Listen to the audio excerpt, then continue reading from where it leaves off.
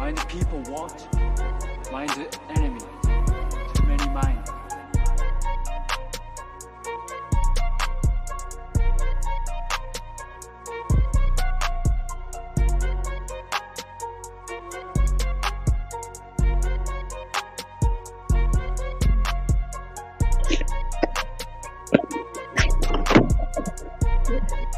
Yo, M1, we live, brother. We live, big dog. What's up, bro? How you doing? Shoot, ain't call it nice, call it, man. Give the people time to get to the building. I started 2 minutes early to let everybody get in here. You know, Yes, sir. Yeah, we cooking tonight, man. We cooking. Yeah, did you send bro the link? Yeah, I did. He was just texting a little while ago. Yeah, he's gonna pop in. We were just on the phone. Yeah. I'm gonna let everybody get in here, man. That's why I started early, 2 minutes early, so everybody get in here, man, and we'll start doing the shout outs here in a second. You know, let the brothers get in here, man. How you doing this week, bro? Hey, man. Hey, it is what it is. I ain't gonna complain because it ain't gonna do no motherfucking good, bro. Like, I'm making it. It's rough, but it is what it is, dog. Yeah. And I ain't tripping. You know, I ain't tripping at all. Shit, I'm just handling business. You can't stop a determined dog, nigga. Like, nigga, I'm gonna keep on, nigga. If I can't make it, then I just can't make it. But long as I can make it, if I can crawl, I can walk. I'm gonna try to walk. So I ain't doing no complaining. I'm just gonna rock. Everything normal. For sure. Yeah, man. So tonight it's crazy. It's just about the struggle because the whole premise behind tonight's video is the struggles of building a bloodline. You know, I think it's a topic that it doesn't matter how long you've been in the game. Building something that's good enough to last the test of time for a couple of decades is a testament to your dedication and abilities. And we're gonna cook on that tonight. I will be posting the link later on tonight because it's a topic, like I said, anybody can cook on it. Hold on, Big A coming in the building. What's good, Big A? Well, yeah, 601 need to be in here then because he can attest for exactly what you're talking about. Mm-hmm. What's going on? He got decades behind the shit, but at the same time, he fucked around and kept at it and struck gold. Gold. Yeah. What up, Big A? Hey, what's going on? How you doing, bro? Can't call it nice, call it. Yes, sir. Back in here like I left my wallet and keys. Too cool for school. My boy. Yeah, the people getting in here, man. So let me go ahead and start sharing the love and making sure everybody get heard and seen for the respect and the admiration for being here, man. Do your thing, little bro. Do your thing, bro. Oh man, the big heel came through the building, man. Look at that troublemaker. Yeah, man. We need to have all our brothers in here, but you know, it is what it is. Staying strong together like we do. Salute, bro. Salute. Samurai, silent but deadly. Hey yo, Big Hill, I done had my French fries, bro. I'm feeling good, man. I'm feeling good, bro. That's what's up, man. Keep them fries. Keep them fried. Keep your eyes on your fries. Hey, Hill. Hey, Hill, don't let him fool you. You see that fool got on his ghillie hat? That nigga war ready right now. I already see him. He laughing. He laughing already. He think he be fooling motherfuckers, but he forget we know him. I know why you got on that hat, and he just like everybody else fuck with you. He feeling real militant right now. Yeah. Hey, you know, we're gonna cover that later on in the show, man. But we're gonna talk to dogs first, man. And y'all, tonight it's a sip and chill. So I labeled it a sip and chill. This is I put it in a red cup because they be acting funny about having branded stuff on your show. But I'm sipping on Guinness Extra Stout. You know what I'm saying? That Guinness Extra Stout, man. I like it because I like it. You know, I'm smoking good and sipping the Russian. You feel me? Somebody hit Supreme and get him in here too. Yes, sir. Everybody needs to be here. Cause see, I'll wait for you, brother. Go ahead and get your shit off and do whatever you got to do. But all us need to be in here tonight and just stand as a unit. The dark lager. What you got? With the Guinness man. The Guinness. What you do with that Guinness, bro? Okay, let me tell y'all this from an alcohol connoisseur, not a drunk. Because drunks just drink it because they get drunk, but I drink it for the flavor and you listen for the subtle hints, you know what I'm saying, and your palate is developed. So this is a stout. I like stouts and porters. I like oatmeal stouts, oatmeal porters. They have a really, really strong texture to them, and they also are very, very filling, you know. Yeah, right. Let me get some shout outs to these guys in the chat, man, because they've been here. Some of them been here 20 minutes for the show. Shouts out to brother Jacob Bonner with the Training Tuesdays. Also, man, brother Jake is also known as Anjan Sama. Yeah, man, brother Jake, salute. Salute, Jake. Salute. Dickie Foster, the real MVP, everybody's MVP, dog man of the week, dog man of the month, and more than likely dog man of the year. Mother loving Dickie Foster. Yes, sir. Dickie for sure, all them titles. Yep. Brother Rhodes, Kennels, Behemoth, Bloodline. Brother Rhodes, I see you working, brother. Salute. Yes, sir. Salute. Melee. New suspect Kennels. Watch out, brother. Melee. You better bring a bucket because I'm gonna give you enough hands to fill it up. Melee, new suspect Kennels. Yes, sir. Melee. Arrowhead. Legendary Arrowhead, man. Arrowhead is the first person I've seen somebody come on this show and without him, you know, talking a whole bunch of talking stuff, Arrowhead just raised his dogs. Somebody came on here and was like, man, I got a dog that is really acting like an American Pit Bull Terrier, and they gave a special shout out to Arrowhead, man. Salute to you, Arrowhead. I'm gonna give him one as well, too, man, because Arrowhead is solid. That's what you call a solid dog, man. He don't entertain no bullshit. He entertain his dogs, and it shows. So check gang. If anybody got something, you know, discrepancies about what he's doing far as the kennels and shit, y'all dead wrong, man. He rotates them dogs on the chain spot. Y'all need to lay up off of him. He's an excellent dog, man. Excellent. And another fire yard, man. Arrowhead got them nice 5x10s or 10x10s, and they be clean in the videos, man. If you own a dog and you feed them, you know exactly what I'm talking about keeping it clean, bro.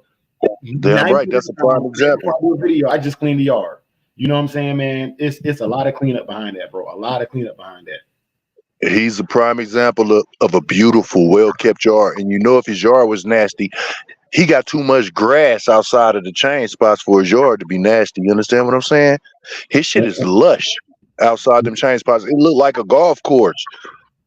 And then when you talk about that, man, like, okay, so Arrowhead dogs is really active. So I already know if you're trying to weed eat or cut around a chain spot, a lot of times you got dogs trying to bite the tires on the lawnmower. So man, y'all don't even understand, bro. When you cut the grass and the grass getting the dog water, it'll cause it to get that algae looking stuff in there, man. It takes a lot of work to do what that brother do, man. Salute. And he keep that motherfucker bubbled down for fleas and ticks and shit. He treats his own. He got his own little treatment that he put on his yard, bro, with the dish soap and some more shit. Ask him if y'all want his remedy. His dogs don't have fleas and hot spots and shit everywhere. Ask the man. He's a bona fide dog, man. Ask that, bro. Absolutely. And if y'all haven't seen his channel, man, he tells you his story too. Make sure y'all go check it out. I think he put that back in like January. Go learn about the dog man that y'all comment on. You know what I'm saying? They sharing their story. Get the information. Please do before anything is said, because that is one humble, straightforward dog man. And I'm gonna salute you and take my hat off and give you all your flowers that you deserve while you here, Arrowhead. You a bad motherfucker, bro. Salute. Yes, sir, man. Hey, look, y'all. We're gonna keep going. I ain't never seen his dog nasty. I ain't never seen his dog sick. So I'm gonna go ahead and pay the sponsors with the intro. It's been like 10 minutes. We've been rapping, but let's go and pay the sponsor. This for you. Too many mind. Too many mind? Mind Watch the that thing, son. people. Mind Watch the it. people. Let him go, Andre. Mind the enemy. Too many minds.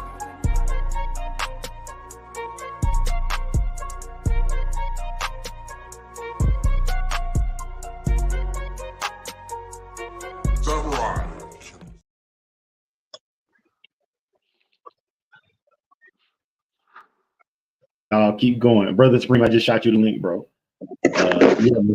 It's some brothers who like I rock with y'all, man. I really do. I'm excited tonight, man. And once my buzz get going, you'll hear it.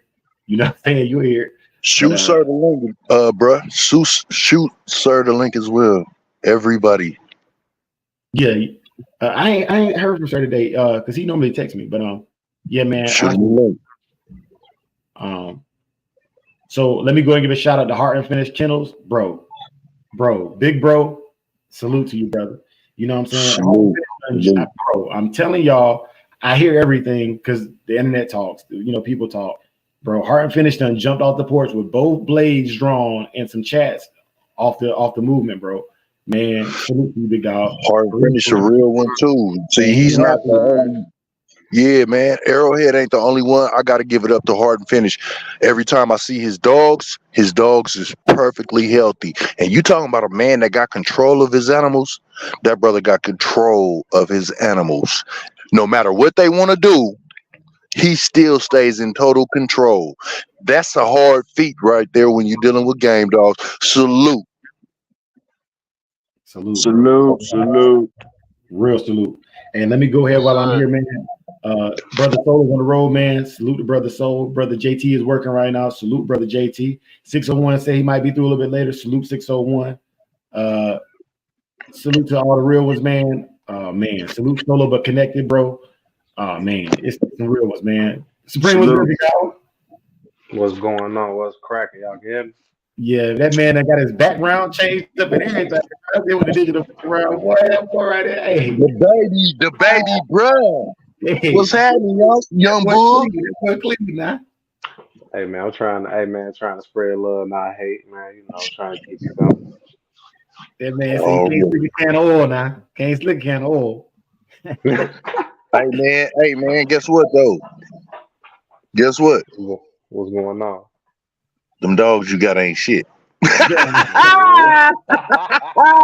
Hey, Big Dre, no, you can't forget about Big Pimpin'. Yeah, hey. One love, Supreme. One love, dog. He globetrotting right now. Pimps over Sims globetrotting right now, y'all. He probably down there. Let me not put his business out there, but yeah, he likes to go south of the border and where the dollar stretches further. Let me put it that way. He is a businessman and he has some business connects for his clothing line. You know, Can I Live collection. Shout out to my big cousin, Pimps over Sims, man, for sure. Shout out, Pimps over Sims. Yes, sir.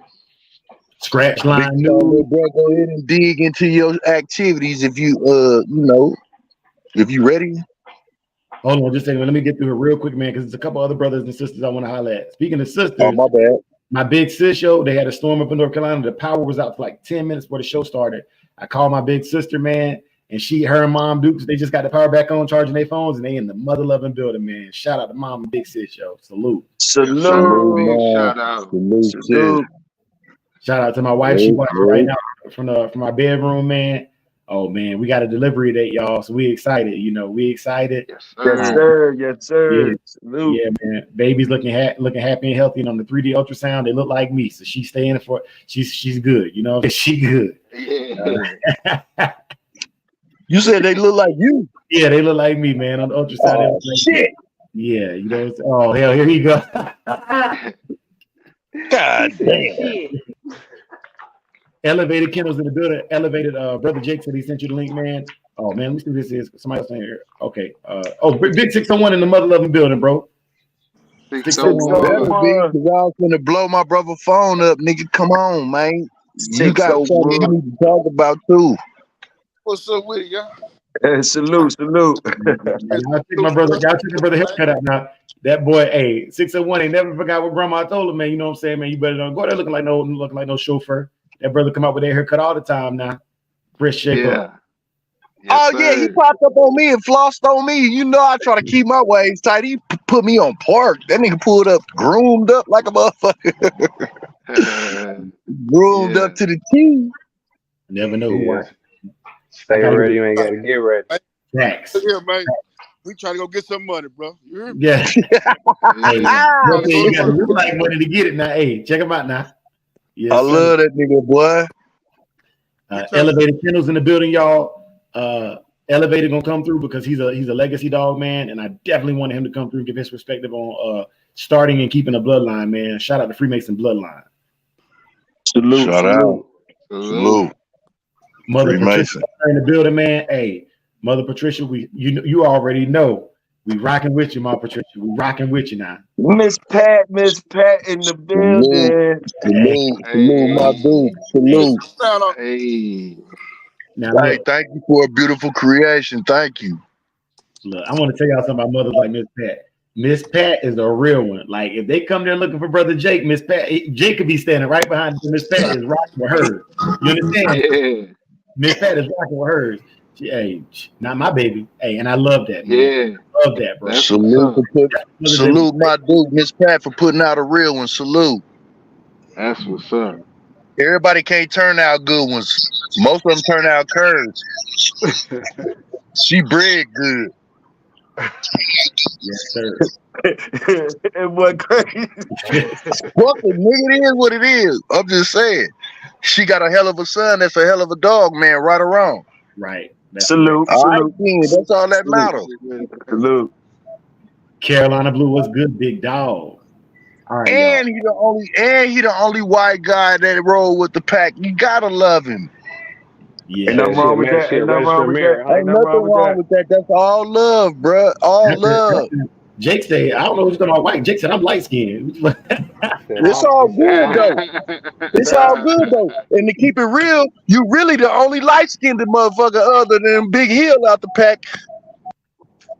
Nigga, I don't know what's wrong with your glasses, nigga. I don't know what you the first nigga called. You the first nigga Oh, called me. nigga, you look You like the first Morris nigga called me Day. light skinned. You the first nigga called me light skinned, nigga. I Yeah, don't know what because you the look fuck's like wrong with your Morris glasses. Day. You look like 7779311.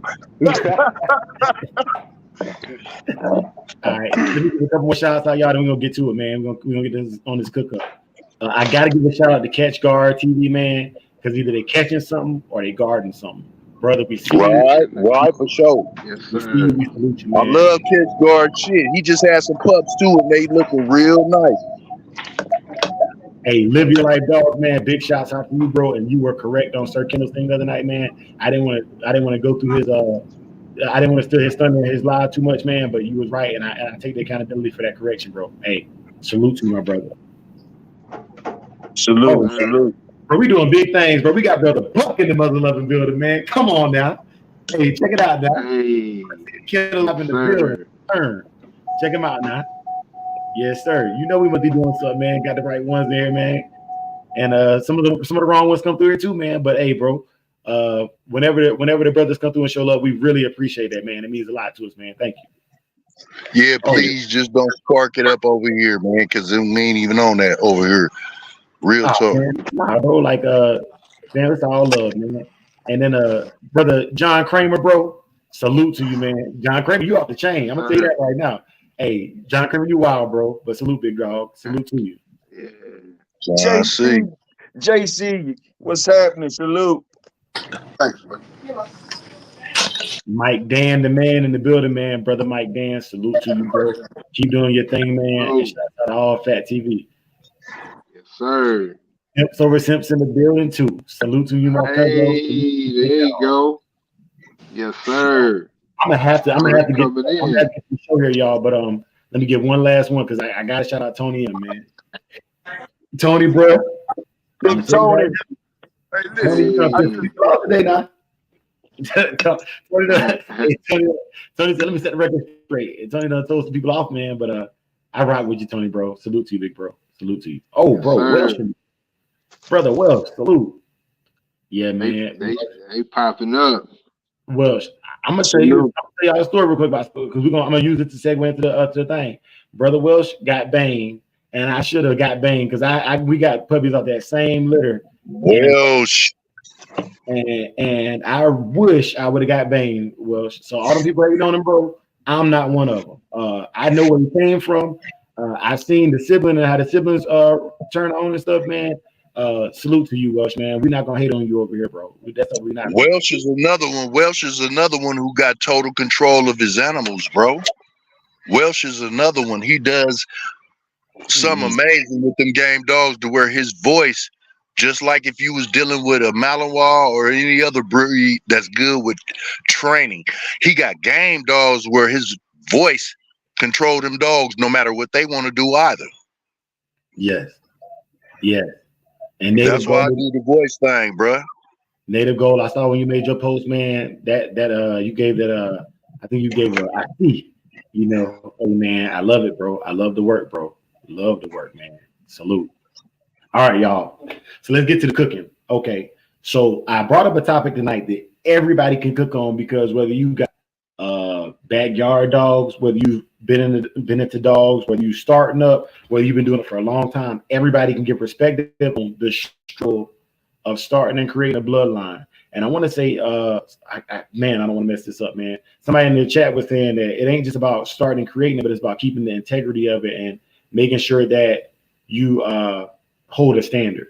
And we're going to get into all of that tonight, man. So I'm going to first start off with, okay, the first that I'm going to talk about me from my perspective, because this is something I have experience in, and most of y'all brothers do too.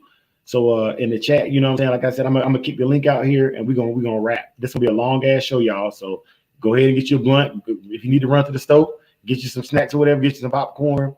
And then after we get done talking about the dogs, man, I'll address all the bullshit I've been involved in over this past week from my perspective. And like I said, man, we're gonna just keep it G.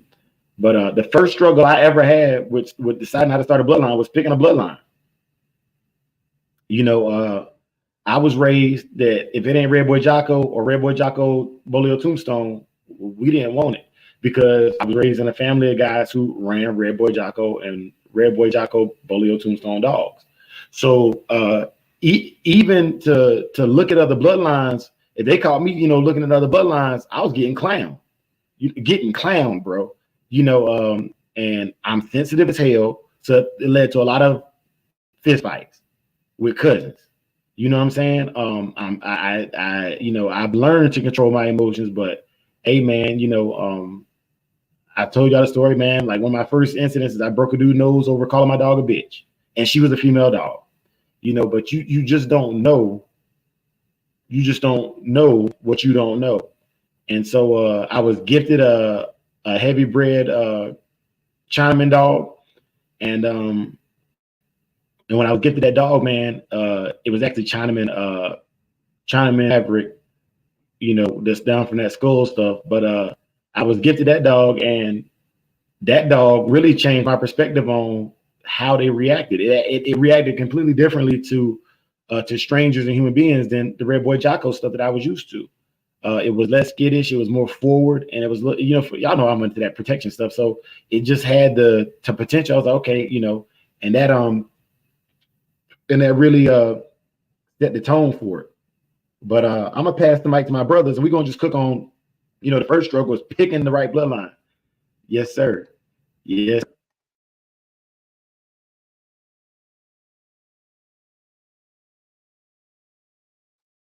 Now all of y'all gonna get quiet at the same time. I didn't know which way it happened. I thought something happened. Hell no, ain't nothing happening. No, I thought you was gonna keep going. That's why I didn't want to interrupt. I interrupt you goddamn much. Yeah, hey, but go ahead, man. So let's just get started with the struggle of there's so many bloodlines to pick from, man. What were some of y'all struggles in picking the bloodlines y'all pick? Shit, I'll go first, man. You know, uh, being persuaded, especially with a bloodline that you haven't had the opportunity of dealing with yourself, you can be easily persuaded to buy something. People got hell of a sales pitch. You know, they got a hell of a way of downgrading the next bloodline for you to purchase there. So you can really be blinded and get to thinking that it's bad bloodlines and stuff like that. and it's a good dog in their bloodline, man. So what I did was I just went with the bloodline that was, predominant amongst the people that I mess with, so that it'd be easy for me to move forward. I didn't want to grab a line of dogs that nobody I rock with had, so that was my struggle.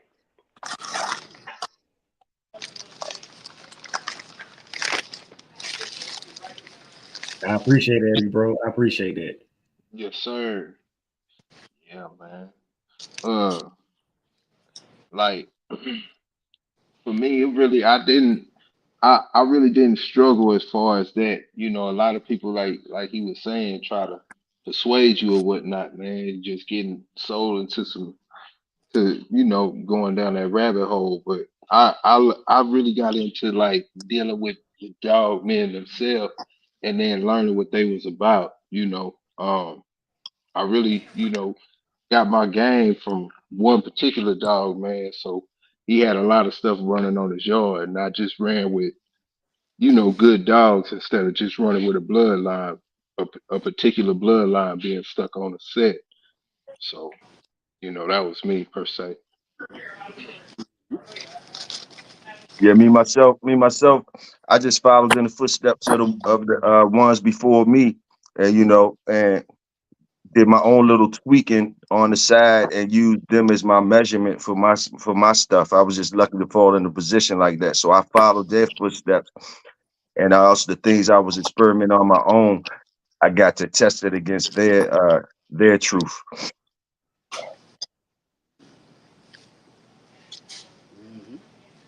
Yes, sir. Yes, sir. Hold on, man. I got you. And let me give a special shout out to Dickie Foster in the Mother Loving Building with a tip. Oh Salute, man, what did Big I do? Dicky. Salute. Salute, bro. You already know. Tip. Yeah. Hey, Yeah, there you go. Salute.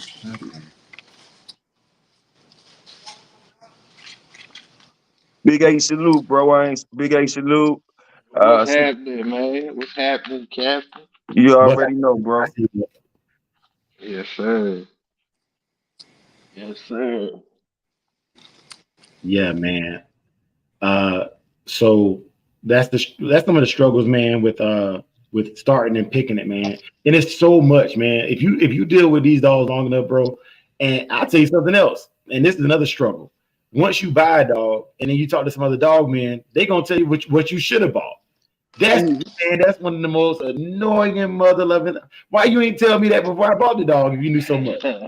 Yeah, you know what I'm saying, man? I don't have money to be buying 30 dogs like that, man. You know, Yeah. yeah, I got him, brother Jake. He Buck, you wrenched up. Um, And I had then, and actually, then, yeah, I had actually messed up, but I got it fixed. And oh man, brother, yeah. solo but connected in the mother loving building. What's good, big dog? Salute. Hey, Salute, yeah, brother. and then the Solo area I salute, was, sir. the area I was in, man, the dog men around there, they were, they, they really wasn't selling their dogs, so you really had to, you know, fit in. You know what I'm saying? You had to be within the circle, or whatnot. So, you know, just fooling with with a chosen few, I guess. Because And they let me wouldn't say this sell real me a quick. dog back in the day. Let me say this real quick too. So two things I noticed when I moved from Carolina to Louisiana was this, bro.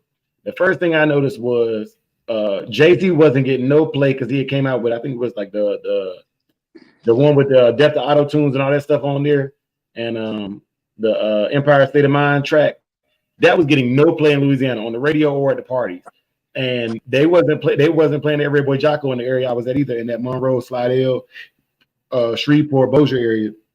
If it wasn't Eli, it wasn't running down there.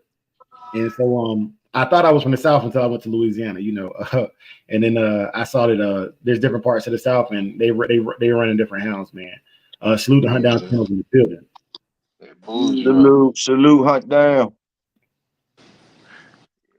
Salute. That Salute. whole body you would be running the Boudreaux a lot. Mm-hmm. But What y'all cooking up on?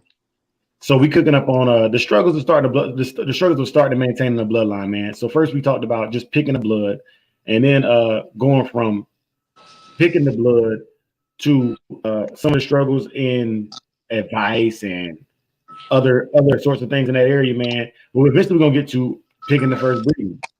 All right, and I'm gonna go and push it to that point. So we'll pick up there. So okay, so you pick the bloodline, you got the dog. People done hated on the dog. Oh, that man's a snitch. He's a snake. He's a dog thief. You're gonna hear all of that from everybody you buy dog from. Somebody don't like him. Somebody don't like him. All right. Somebody done got stopped by him, and somebody done stopped him. This is true about anybody who has been in the game long enough. All right.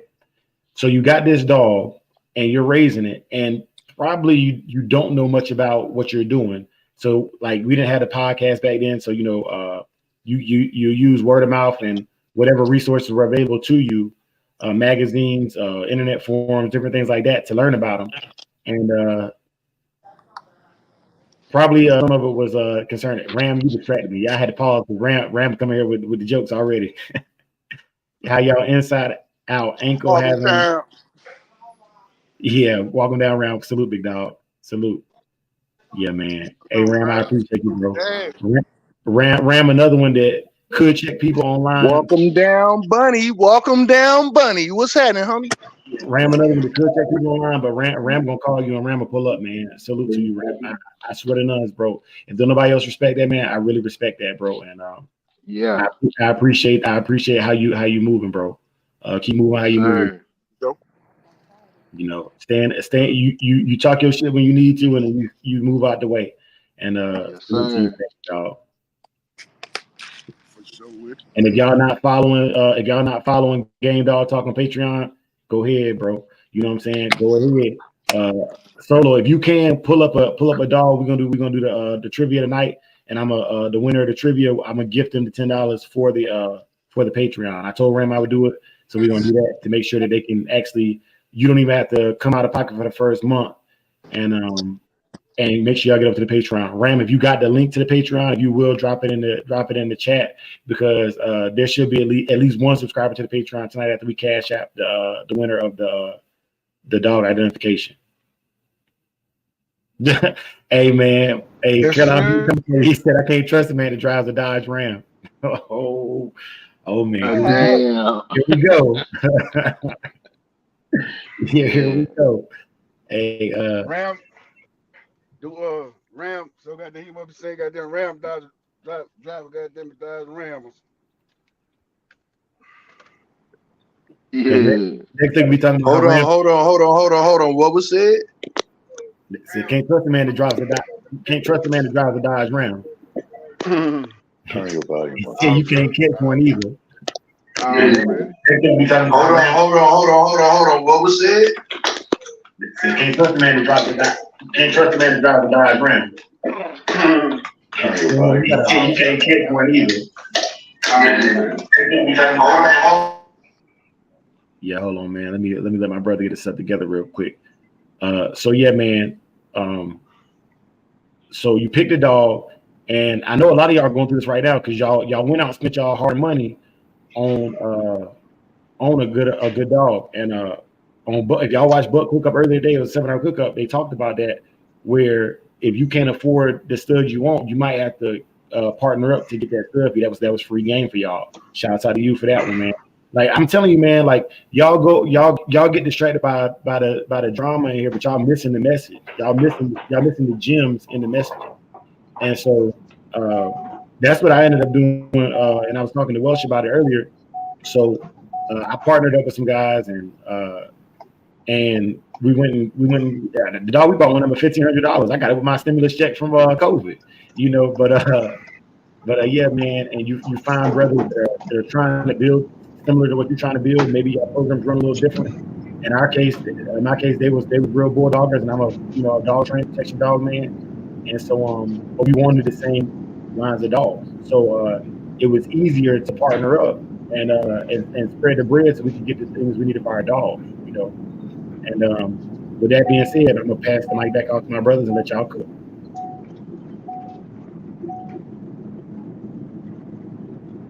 Y'all don't get quiet now. Now, to me, when you starting your line and stuff, like to me personally, it's not even my line until I start seeing some unique characteristics out my dogs that's different than what I was starting with. So until then, I ain't even touched starting my own line. So that take years, like for you to even see the characteristics that's different first, and if they positive or negative, and then you gotta lock them in. You know what I mean? You gotta lock them in some type of way, and then you gotta find out if they did lock in. So you talking about years. To me, you talking about years. You know what I'm saying? Before you even start seeing like, oh, I got my own shit now. You know what I mean? But you gotta see it. To me, you gotta start seeing it, and then you know it's yours. It's your work. That's how I look at it. Salute. Mm. Salute, salute, salute with it. Real talk. Hey y'all, Hunt Down Kennels came through with a 10-piece. Tip. Hey, Hey, Hey, chill. Appreciate it, bro. Appreciate it. hey, BB, that was some real shit, bro.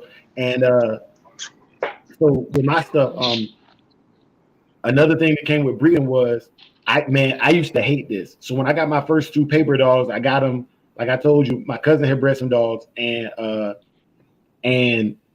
he basically tell me how to breed the dogs. Basically trying to, and this is the truth. He pissed me off, and I don't give a fuck how you feel about it. I fuck this shit. So he's trying to tell me what to breed them to, but I pay for the dogs. You know what I'm saying? And so, he like messing up my blood. Talking junk. Man, it's a lot of stuff, man. You're gonna do a lot of stuff with these dogs, bro. And that's why when I buy a dog, that's my dog. I'm gonna do whatever I want to with that dog. You know. So Exactly. y'all going to Exactly. do that? So really ratchet, bro. Whatever I breed, whatever I put together, whatever I take through the proper channel, them my dog right there. It started right there with me. You know what I'm saying? I don't care what a nigga say. You know what I'm saying? It take well, not to clash with bro what he said, but that's how he rocking it. But me, man, I ain't got time for all that. You know what I'm saying? It is what it is. If I put this here together, I breed these dogs, I make these dogs, I take these dogs through the proper channel, I handle my business with these dogs, them mine right there. Them 601 dogs. You know what I'm saying? So that's how I come. That's how I'm coming with it. You know what I'm saying? Salute.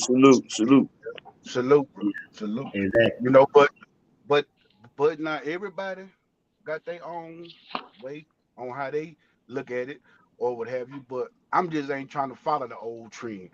You know what I'm saying? Whatever I put together, whatever whatever coming out my yard, them mine right there. You know what I'm saying? Because first time something happened or whatever, good or bad, I got that from Mm. 601. That shit, I got that shit from 601.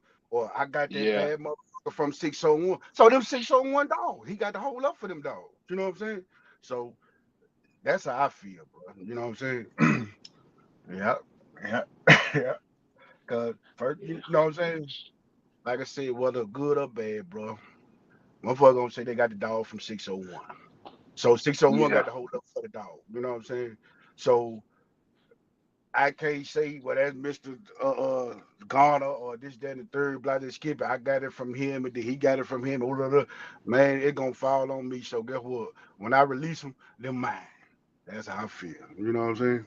And I'm yeah, hold up, good or bad. You know what I'm saying? But I do respect what my brother said about how he look at it and how he and his perspective of it.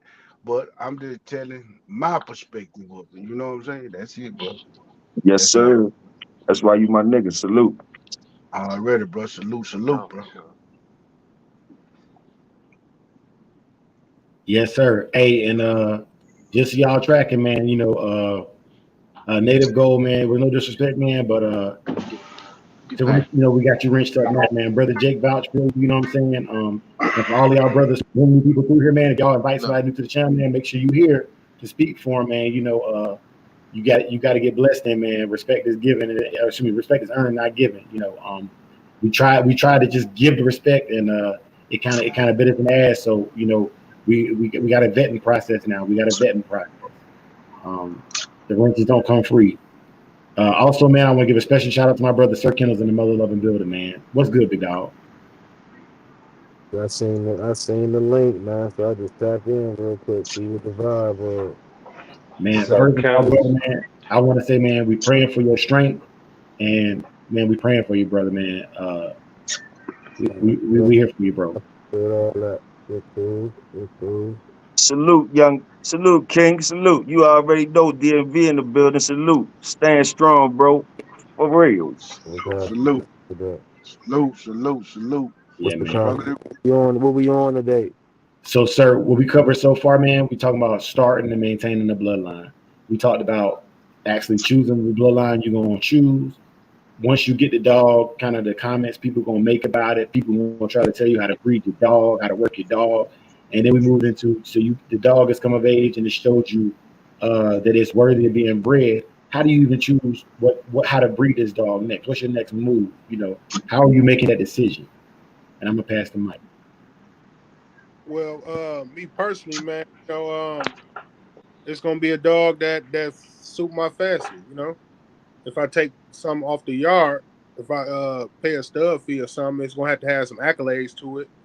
You know, nothing for no illegal purposes, but like a ADBA show champion or, you know what I'm saying. Yeah. It's got to be bred right. You know, I gotta like the dogs. You know, what I'm saying visually, like that I see within the pedigree, and that's how I would rock with an outcross, you know. And then also, if I'm making an outcross and I'm trying to get some hybrid vigor, I would try to do something like that's not, too closely, you know what I'm saying, to what I got, you know. Mhm. If I'm trying to make a total outcross, but yeah, that's my feeling on it, you know. Well stated. Well stated. Shit. Well, I have to agree with the brother if I was by myself to go through them processes like he said. But shit, since I'm not by myself, I kind of just, man, this might sound crazy, but shit, I rely on the elders. I let the elders, goddamn it, let me know which dogs I need to breed to, and it's really that simple. I don't know how you think that's gonna sound crazy when that's what you're supposed to do. Now ain't no way in hell. I'm 53 and I'm still listening to my elders, and you should feel some type of way because you listen to yours. There's nothing wrong with it. You never get too grown or too old to learn and listen. Once you do, you become a damn fool. You understand me? So keep doing what you're doing. Facts. You Hey, ahead of the game right there that the elders even sharing shit with you. Recognize where you at. The elders Right. done got you and swooped you up. We done already swooped you up, and we don't want you, and we ain't letting you go nowhere because you do have an ear to listen. See, that's where it starts. You got to have an ear to listen to your elders first before you can criticize and say, oh, niggas don't want nothing to do with us. Well, the reason we don't want nothing to do with most of y'all is because y'all lack listening. Y'all do not want to learn. It's a different story when you listening and you got your ears wide open. Whether it's from a nigga that's older than you, younger than you can still learn something. I'm gonna have to hey, side back comments on that, man. so I'm gonna Yeah, have you can still learn something. I gotta give my experience on dealing with the elders on that, man. I don't disagree. I learned a lot from the elders, but I also dealt with a lot from learning from the elders. I gotta give it to Schoolboy, man. Schoolboy is one of the few elders I've talked to offline that doesn't bash somebody else to give you advice. Like I'm telling you what I dealt with the elders, and this is my personal experience with the elders. They fuck him, he racist, or fuck him, he got curved, woo woo. And I have to listen to so much shit talking about the other breeders and other dog men that I got tired of hearing it. So with the elders, I always take heed to it.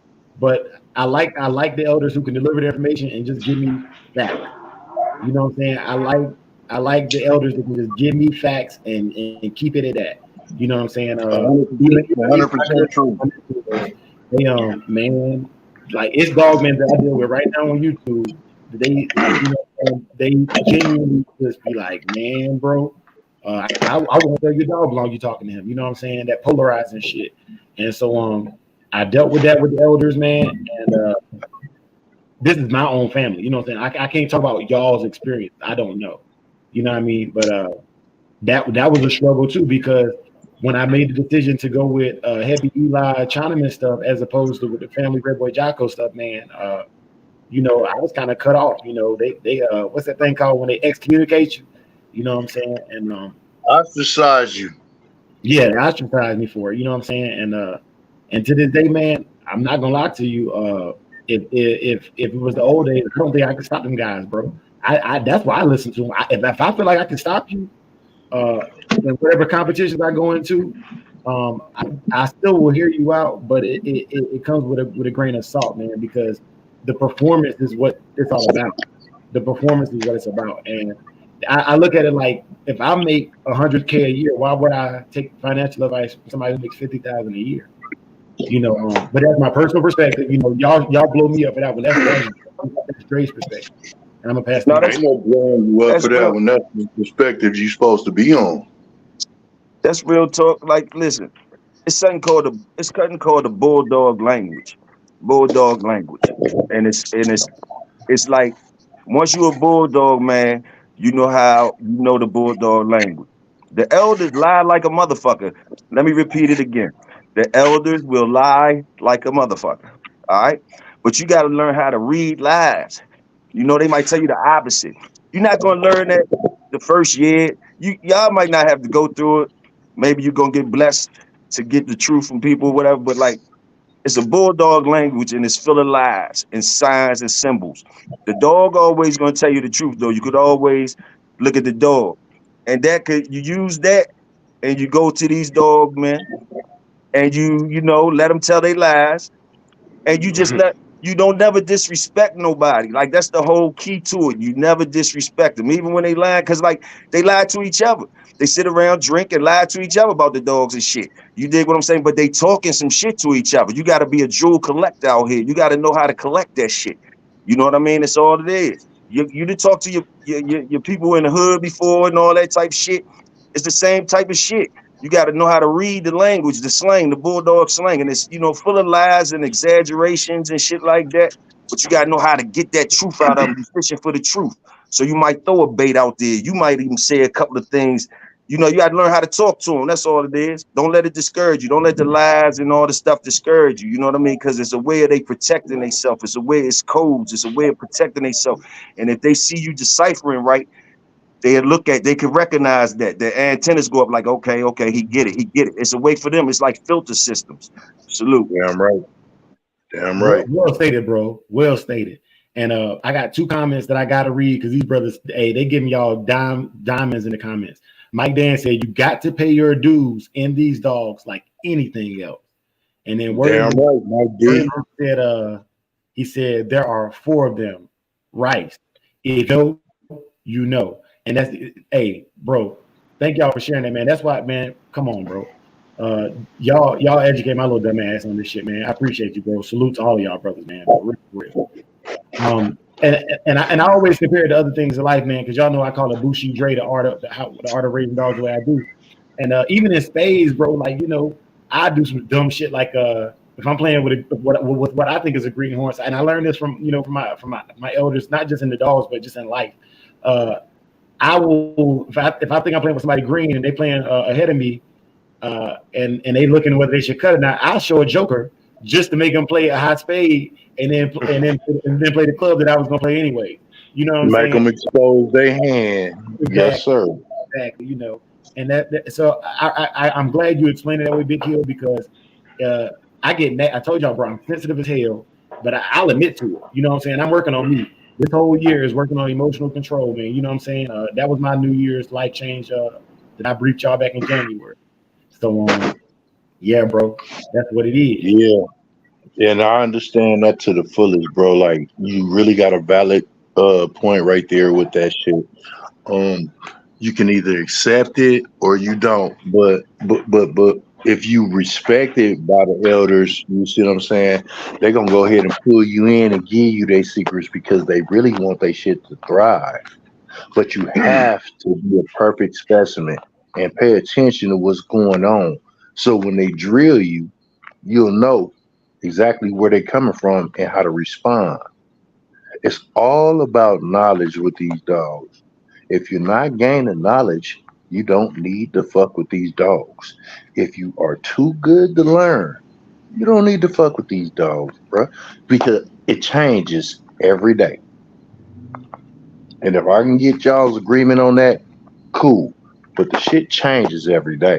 Salute, And salute. I agree. you gotta Salute. be willing, you gotta be willing to accept and listen to knowledge as well as also honest criticism. Okay? You may think you have this, but when an experienced man come around and try to put you up on game and tell you, hey, you need to clear this shit and start over, it might be what you need to do, especially if they have a bar, a standard that you physically can see that your dogs don't meet. Okay, that lets you know there's better shit out here, and you might need to pay attention. You can't be stuck. I love the yellow dogs, but I'm not stuck. Yes, I'm sir. gonna keep I'm gonna keep the yellow dogs in my program, but I am not stuck. I know I need an out. You see what I'm saying? And if somebody can enlighten me on something that I don't know, it's more than willingly accepted, man. I do not know everything, bro. I don't care how long I done had these dogs, bro. I don't know everything, and I'm not gonna claim to.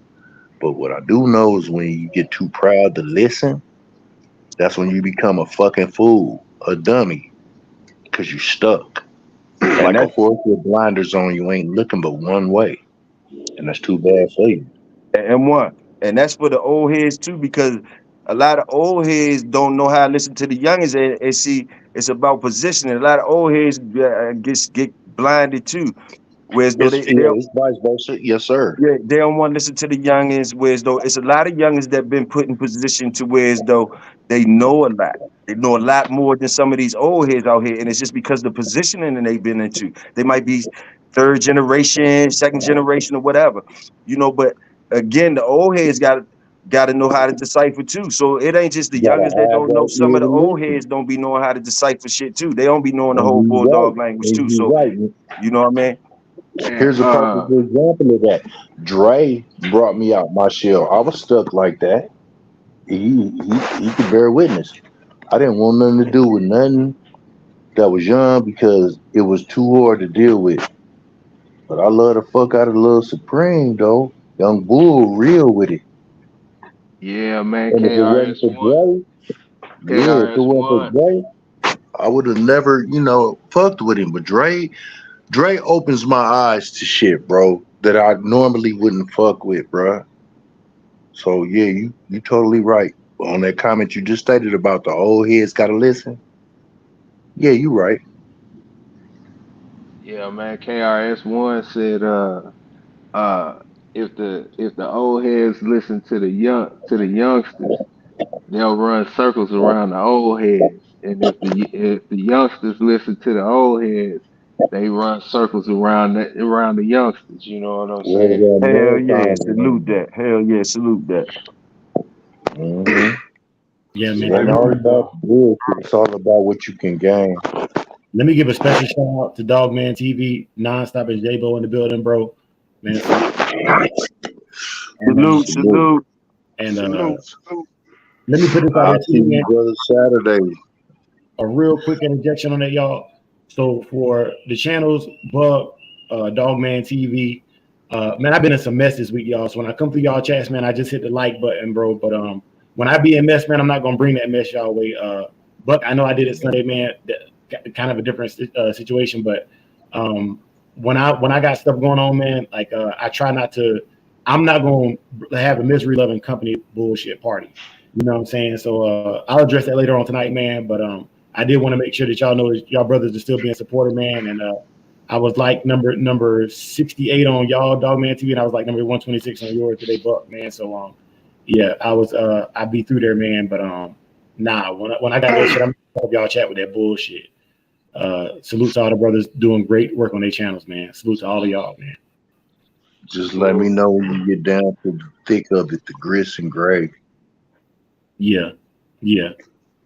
And I wanted this man, brother Jake has stated, does anybody see Milestone consistently, you know what I'm saying, in the chats, man?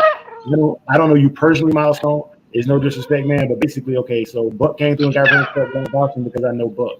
You know what I'm saying? Like, but everybody else who has a wrench in here, the way you get the wrench, another dog man or another person that's in the community consistently vouches for him. You know what I'm saying? And that way there's an accountability on it. You know, you vouch for him, you know, you putting your neck on the line for that individual. You know what I'm saying? Who's the question? The question is Milestone bona fide, and Milestone bona I've fide. seen it many a times. He's loyal with it. Hey, Milestone, I'm gonna back you, bro. But please don't show no difference. Yeah, I see Milestone. Milestone seem legit. I've been rolling with Milestone. Yeah. I've been rolling with Milestone. Milestone legit, man. I think you know Milestone. I think that's Colorado. Milestone, Colorado. Big youngin from Colorado. A big man from Colorado. Yeah, I mess with Milestone, Hey, man. Milestone, do you know my homeboy Bookie from the East Side? Dickie say he good too, bro. All right, Milestone, we got you wrenched up, man. Enough of the ones who I trust, they vouch you, man. Yeah, don't let me down, homie. For sure. I'm willing to let anybody in who show consistency and speak realness. Other than that, I ain't stepping up for you because I don't want the Milestone stand up for himself. I've been seeing it for months, and I do shout him out. Y'all know I don't shout nobody I don't recognize. I'll be silent until they say something. But Milestone, he that breed. As far as what I can see, he that breed. J-Bo, we pulling up on you Saturday. Yeah, we pulling up on your Saturday, boy. Already now. I told you we were just over the bridge. You thought we was bullshitting. Nigga, Samurai in the building Saturday. Everybody who need to know Samurai in the building Saturday, man. We offering everything we offer online, man. If you got questions, please feel free to come and ask, man. Please feel free to come and ask. For sure. Hey, and then the following weekend we're gonna be out here in Arizona, in Taylor, Arizona. We got a non-sanctioned show. It's the AZ Legends, man. I gotta tell y'all this. So I'll post it on Facebook when I get out of Facebook jail, man. You know how the haters do, man. Somebody reported my Facebook talking about you, and your account is suspended for 180 days, man. So I say, man, that's crazy. You know, I'm gonna start doing that to motherfuckers since they playing dirty. I'm gonna start getting they shit wiped too since they playing dirty. And don't do that, bro, because that to me that's some sucker shit, man. And it is, but if it's getting done to you and you ain't got no other way to fight back, what is you to do? I don't entertain going back and forth. You dig? So where do I get my due diligence? Just by staying silent? Nah, we just figured that shit out. We just figured that shit out, yo. We ain't doing that shit. Cool. Hey, bruh. That's cool and all. And I hear you out every time, homie. But I get sick of the bullshit, you did. I know, bro, but we ain't never doing no sucker shit. We ain't never doing no sucker shit. We gonna figure that shit out. I ain't on no sucker shit. I ain't on no sucker shit. I'm fighting fire with fire, bro. This ain't no police shit. Motherfuckers is doing the same shit. So you know how it go. I listen to y'all, salute, bro. Hey, salute, bro. Give my perspective on that real quick, bro, and then we'll get right back to the dogs, man. My perspective on it is, if somebody is trying to censor the message, that means they're afraid of what the message is going to do for the people, bro. You know what I'm saying? They always said it with COINTELPRO, the revolution will not be televised. So that just to me that's a badge of honor, man. You know, we got to stop this motherfucker. You know, we got to stop this motherfucker somehow, man. And you know, whoever did it, man, that's straight to the curb pile. You know, they'll never man. come out and say it. You know, and so it is what it is, bro. You know, I Hey, submitted an I appeal, could 24 hours, and I then could pitch. go ahead. Yeah, I could picture who did it too, man. It was old boy from Belly. You know what I'm saying with the banana. You sitting up there, talking about, I don't like See that that? See shit. that's I my don't point like though. that shit. But that's my point though. But listen though, just because we real with this shit, just because we real with this shit, we supposed to keep accepting it. You got to fight fire with fire, bro. It's only so much a motherfucker can take, bro. And a lot of bad shit has been said and demonstrated on certain channels which haven't been demonstrated on this channel. And see, it's not fair, it's not right. You gotta fight fire with fire. This ain't no police shit, ain't nobody going to jail. We talking about business right here. And Yeah, if that's what it boils down to, and y'all don't agree with it, I can understand it. I will lay back. But hey, at the same time, y'all need to hear me, bro. This the only way that we can deal with it, man. Is deal with it bro. through the guidelines, bruh. Bro, I hear Guys, you. I hear you. Listen. Salute to you, because I definitely hear you and I feel you. But think about it like this, though. It's a jab, yo. It's a jab. So you when they fishing, you don't gotta respond how they want you to respond. Thinking about it like that, like Okay, they okay, okay, Big Hill. But listen here, can you get them motherfuckers to give me my pay? Can you? Yes or no? Yes or you no? gotta I don't want to you hear gotta nothing in figure between. you gotta Listen figure to me. out Listen to something. me. Hey, bro. I heard you, but listen to me. Can you get them to give me my pay? Yes or no? No, I you didn't can't. think so. But I look, I I'm didn't impressed think with the so. show. I'm impressed with the show. Because like that's exactly why I bring it up, my brothers, because we got growth, man. We got growth and development, man. You know, and I think everybody is accurate, but you know what I'm saying. I'm showing a different approach to it, man. Uh, Okay. All but right. I do want to get to this that Eli Monster had dropped, man, and also shouts out to Eli Monster. He said when he was new to the game, he was looking for a Superman or Bulldog, but he didn't exist. Um, I don't know about the exactly. Eli, man. When I see Mayday, when I see Grand Champion Yellow, when I see Tornado, when I see Sadie, when I see Molly B, um, I'm not gonna say it does or doesn't exist, but I see some dogs that are as close to it as we're gonna get. You know, that's what I see with that, man. But when we left off was how do you pick the breeding? Now another brother in the chat said talking about the selling them and proper pricing and stuff, man. I couldn't tell you that, man. I don't have time in the game to put a price on the dogs yet, bro. I have a price that will guarantee that I'm not about to ask a question, and I put that out, a couple weeks ago. But as far as like setting a price, a working man's price, all that stuff, man, I don't know, man. I can't even begin to fathom selling bulldogs, man, because I personally have only produced probably 20 dogs in my lifetime, man. You know what I'm saying? So, and Okay. go ahead, Well, bro. Dre, let me ask you this question to go right along with what you're talking about. How much does it cost you to sire litters of puppies, bruh? How much does it cost you? From the sire to the dam, keeping them healthy and in breeding Hey, condition, what I to do now? putting the puppies on the ground All right. and bringing their ass to 6 to 8 weeks where they can be put out. How much does it cost you? Man, so in medication, feed, uh, and this is being Time just spent as well. Time yeah, spent as like, well. like sweat tax, man.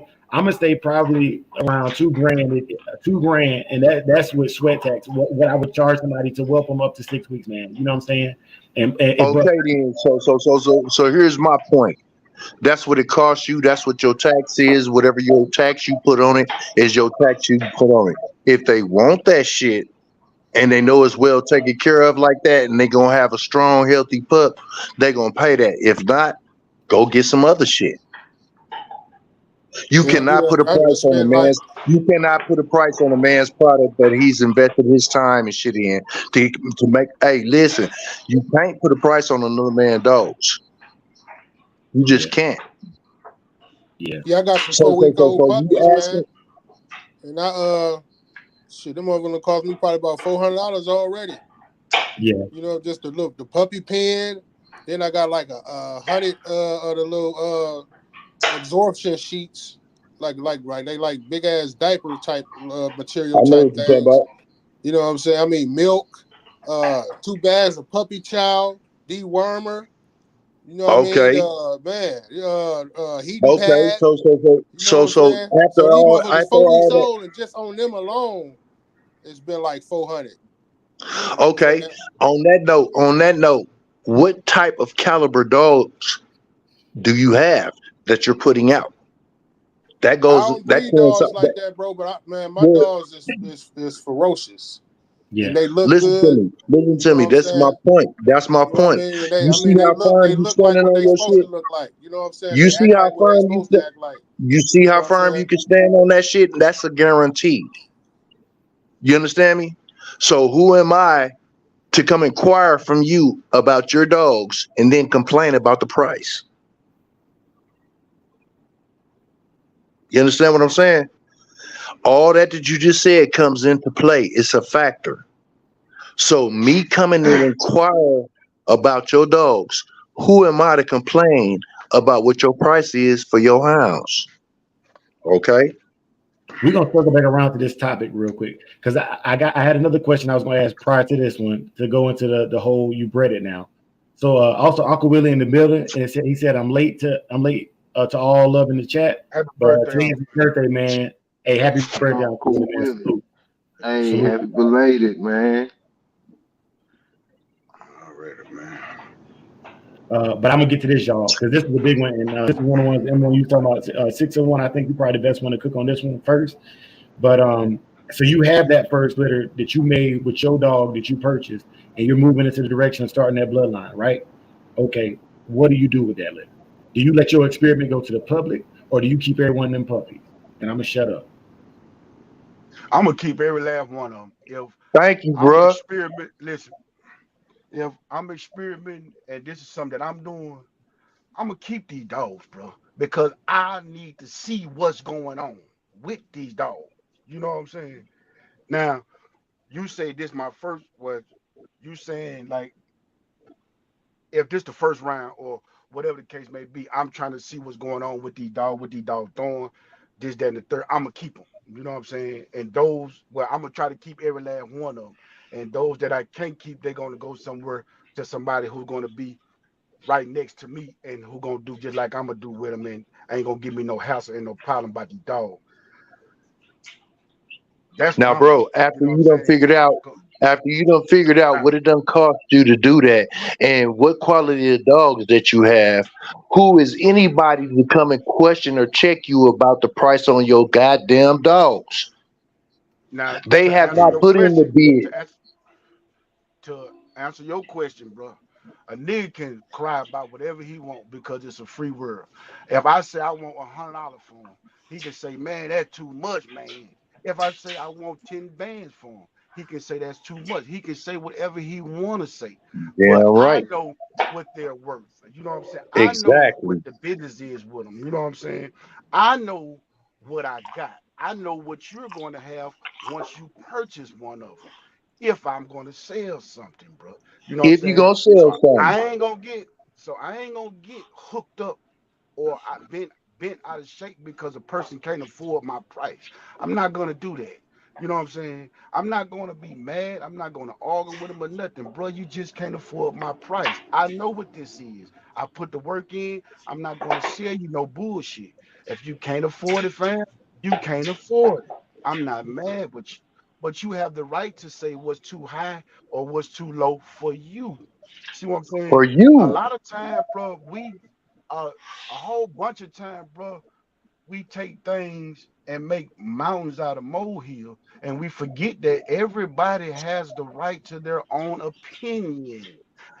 Yeah, Everybody. right. So I'm not gonna argue with you, bro, about your opinion. I'm gonna say what I have to say. You're gonna say what you have to say, and we're gonna be through with it. If we're gonna agree, then we're gonna come to agreement. If not, there's no fuss, there's no fight, there's no none of that, fam. It's too much Thank going on for all that. You got children you got to raise, you got bills you got to pay. got homes you're trying to buy. You got all these things in life that's going on, fam, to be putting all this extra energy into what somebody else think, into what somebody else say, into how somebody else rocks. You come Mm. on, see what I'm saying? Preach.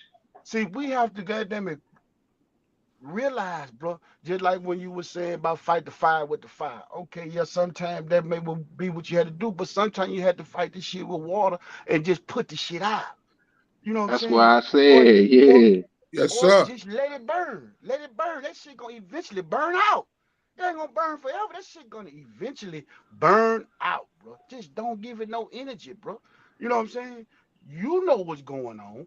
We know what's going on. And then if we constantly give these folks the energy that they looking for because they trying to rattle the cage, and we study giving them the same feedback that they looking for, then that makes us no better than them. We ain't no discipline that we ain't got the discipline that we say we got because we study Mm. But what if fall you? But into what if?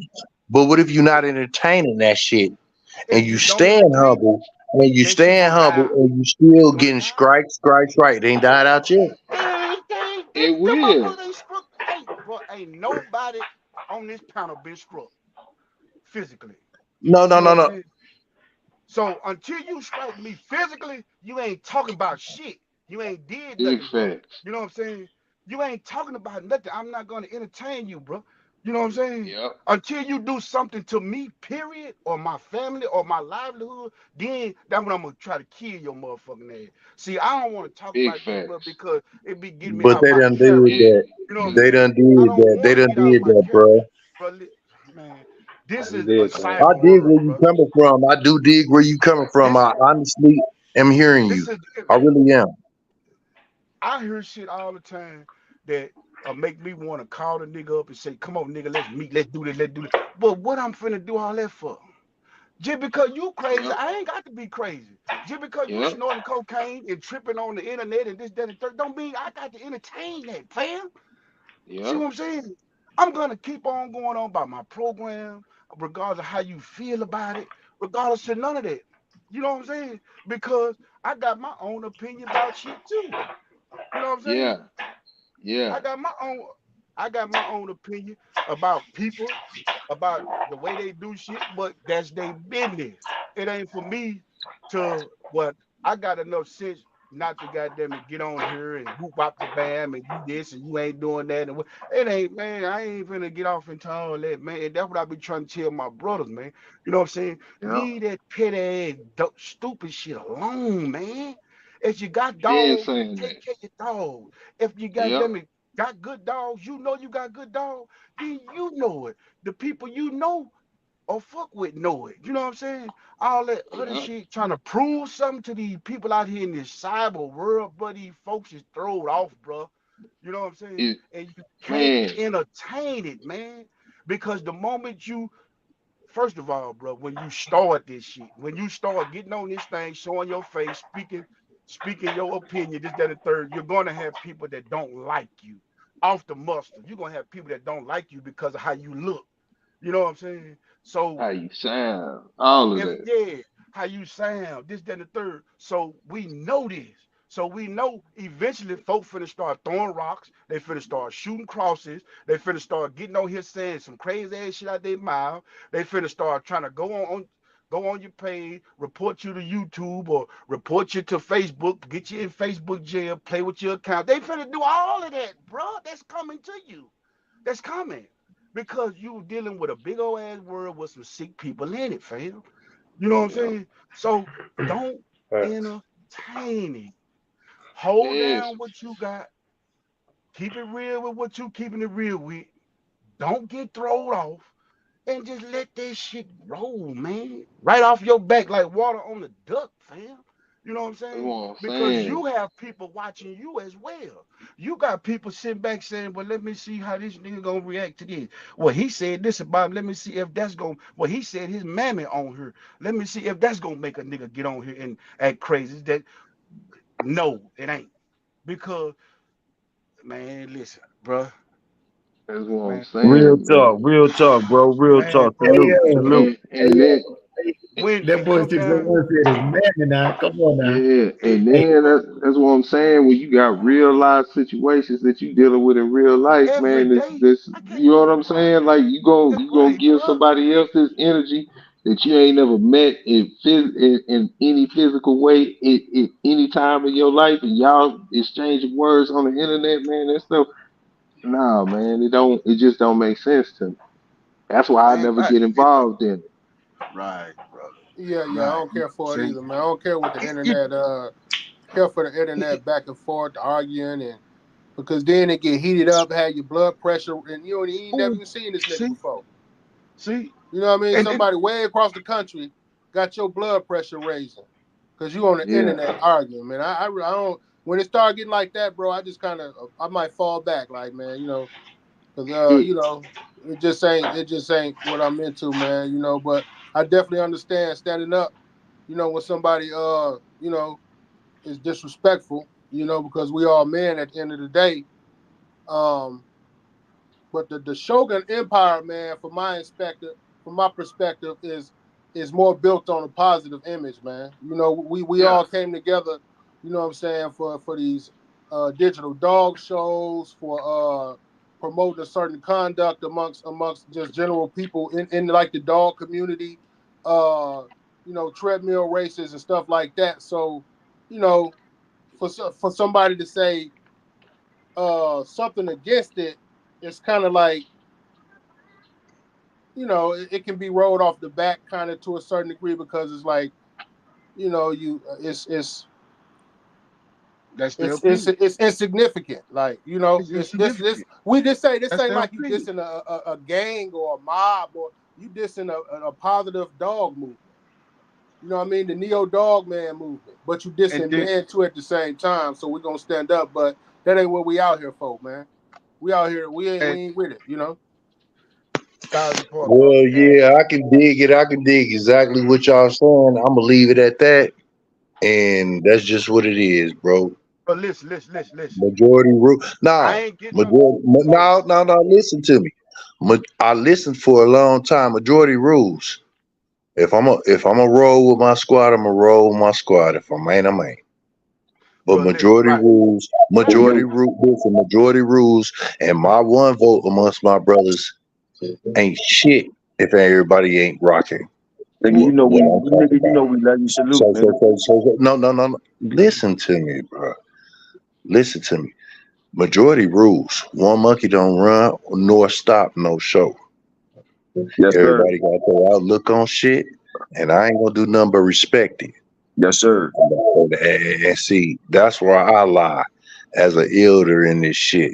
Yes, But at sir. the same time, I'm not no bitch, and I get tired of being humble and playing the game for fuck ass niggas that ain't gonna never step up. But And I'm gonna then respect. But listen, but 1,000 I'm part. gonna respect the call, and I'm through with it. Salute, All right, salute. bet. Salute. Hey Salute. y'all, Hardy Bulldogs, Pennsylvania posted a very good statement, and I wanted to put it out there because I know he understands the statement very well, and he also has a good looking bulldog in his thumbnail. So I know he understands the value in the dogs as well. He said a bag of dog food and a couple of shots and some wormer don't cost that much, and you are 100% right. And if what I put out to the public, that is not even my bare minimum for what's being put into the puppies. And I'll give you examples of how I would tally up just some itemizations of some things in that to help give my perspective on why that's not why $2,000 is not extremely a lot. So that happens a lot with dog men, and it happens a lot with other breeders of other dogs. But the things I show y'all on the channel, I show y'all the work because I want you to see the work that's being put in behind it. And I'll give you an example. So when my puppies are 6 to 8 weeks old, they're introduced to the electric meal before they even go home. I begin doing some potty training. These are things that, they don't cost me, but they did cost me to get the knowledge. I went to online dog trainer school. That costs money. The treadmill, $400. That costs money. The slap meal, $1,000. That costs money. You know what I'm saying? Learning how to deliver the shots appropriately. I had to ruin some dogs to even do that. And so these are skill sets that it's like when somebody's a carpenter. Just because a carpenter can take wood and make a house, don't mean he ain't gonna charge you for the house. And I look at it the same way with my puppies. They get temperament tested at 6 to 8 weeks, And that means I got to bring one of my brothers in to be my second on the temperament testing, because you can't, the temperament test I use, you can't be the owner, the dog can't be familiar with the person it's being temperament tested with, because part of the temperament testing is to see how they respond to strangers. Okay. So these are all things that are in before you even touch the puppy that you're trying to purchase, right? So I put that out there because that's work, effort, and knowledge that I had to pay for. A doctor goes to school to become a doctor, and yeah, with a scalpel and a couple of pieces of medical equipment, he can perform open heart surgery. However, you paying for the years of experience and knowledge that he put in the schooling, that those $300,000 worth of school plus that he put in.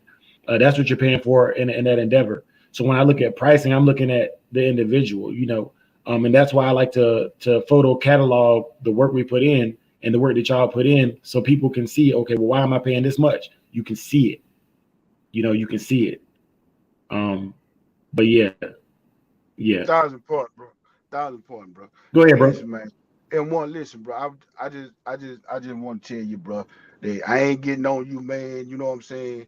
But I just want you to look at it from what I'm trying to show you to look at it from, so that your blood pressure don't get riled up and shit like that. You know what I'm saying? Oh, bro, I recognize Listen, exactly what y'all saying.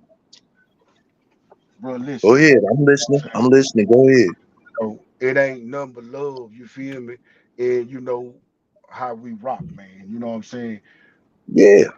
Just bow and chill, bro. You know what I'm saying? And If I wasn't gonna value my brother's it's opinion, nigga, I would have been and, stepped off the whole program. I value y'all opinion. This is why I voiced my opinion amongst you all, so y'all can give me y'all's feedback. I'm gonna always take y'all shit in consideration, especially if it's more than one telling me the same thing. right, bro. And then I ain't, bro, I ain't gonna lie, yeah, shit be making me mad. You know what I'm saying? It pissed me off, but it ain't gonna drive me to getting on here making no fool of myself, going back and forth with no dumb Yeah. shit. See what I'm saying? That's I it. don't do it. Not saying that, man, that shit don't bother you. Yeah, it do. But it don't bother me to the point to where, and it shouldn't bother you or now one of these brothers enough to go back and forth on the internet playing these games, bro. That's it. I love you, bro. I love all my brother, bro, and I'ma stand down, bro. Yeah. I don't go back and forth. I just get to the point to where enough is enough. And here's the thing. Here's the thing. I stay humble. I recognize I got a crew that I gotta represent. But at the same time, when you spilling bullshit and you steady at that shit and ain't nobody paying you no attention and never was, you just took it how you wanted to take shit and start some shit behind it. It's cool. You keep on and keep on and keep on. You did. Now my brother getting struck and ain't nobody said nothing. You feel me? Hey, I'm gonna listen because of the simple fact I'm not in this by myself. I got brothers, and that's the only thing I'm gonna respect, and that's the only reason I'm gonna respect shit. And like I said, I'm through with it. But I'm a whole different style of nigga, bruh. You dig? I'm a whole different style of nigga. You're not gonna pass a lick on me and then hide your hand. You're not gonna shoot me and then stay inside. You feel me? yeah. So Hey, I'm with all the me, me, bullshit, me, bro. me, me, me, You know what me, I'm me, saying? Me me, personally, me bro, look, recognizing man, and you know what I'm saying? If respecting a my motherfucker ain't brothers, touch me, bro, I have to if a bow that down. motherfucker ain't touch me, I ain't, let's say I'm at a dog show, and I got on my Shogun shirt or whatever I choose to wear, and somebody hostile, then it's going to be met with hostility. You know what I'm saying? Me personally. But, the brother stood up for himself, and it wasn't a prolonged thing, and the line wasn't crossed to the point where I feel like I would need to get on the internet and say Who something. is this You know what I talking? mean? Who's talking right now? So, I can't decipher. This so solo. This solo. Oh yeah, solo. But Dre I dig know it. I'm rocking with him, bro, because I I'm dig it. solo I but dig it. connected. But That's at the why I same keep my time, mouth shut. when I pick up something, bro, you know what I'm saying, I'm gonna ride with it until I'm gonna ride with it. So I'm rocking Right, with it and for I'm not sure, trying to ruin 100%. this shit, so I'ma ride with it too. Cause like I said, majority rules. One monkey don't stop nor run no show. I'm part of a family, so I have to take heed to what my brothers and my family members are saying. See what I'm saying? all I'm I dig that, but I'm a whole different breed. That pussy shit and all that other shit, after you sitting up being humble and you being a man about the shit, hey, bro, I come from a different realm. You know what I'm saying? I'm not claiming to be tough or hold on, damn. I'm not trying to be tough or none of that shit. It's just enough be enough, bro, is all I'm saying. And if bruh, listen to me. I've listened to y'all. If bruh getting did like this, bro, I don't like it. He's the leader. He's the head. Why do he have to take all the flack when we're not putting that shit out there like that? And then at the same time, how long can you just be humble without striking back? You gonna lose all the way? You gonna get struck all the way down to no existence? When do that bullshit stop? Ain't nobody answered that neither though. But at the same time, I'm a roll with whatever my family is on, and I'm gonna put my thoughts and my feelings to the side because I know what type of nigga I am. That's why I don't go back and forth on the internet. Because I don't want the folks coming to me with no investigations talking about this, that, and the other, and you was doing that, and you was feeding right along with that shit. Y'all keep me from doing that shit, and I understand that. I keep myself as well from doing the shit, but don't just keep fucking with motherfuckers and then think a motherfucker humble, he ain't gonna respond, he ain't gonna do nothing, he never do, he bitch made, he pussy. No, you fucking around doing the shit the wrong way, bro. Like you fucking with the wrong one. You taking shit out on dude because dude is the head of this shit and he came up with a game plan for us to win. And y'all always been salty about that. Y'all always had hate from the beginning about that. I don't forget shit. I'm worse than the elephant. But at the same time, I'm gonna listen to my brothers, and I guess I gotta keep my mouth shut again. Nah, And you ain't got react. No, you ain't gotta keep your mouth shut, bro. Listen. Can I say You ain't something gotta real keep quick? your mouth shut, bro. I mean, you a man, bro. You know. All right, listen. I'm just saying, you know. I mean, what is the response? What you want me to make an internet video or something? No, That's what I hold said. on, I don't respond to that type of shit like that. You wasn't hearing me, bro. You wasn't hearing me. I said M1 solo. Listen, y'all. Listen, bros. Listen. We gonna move past this, but listen, bro.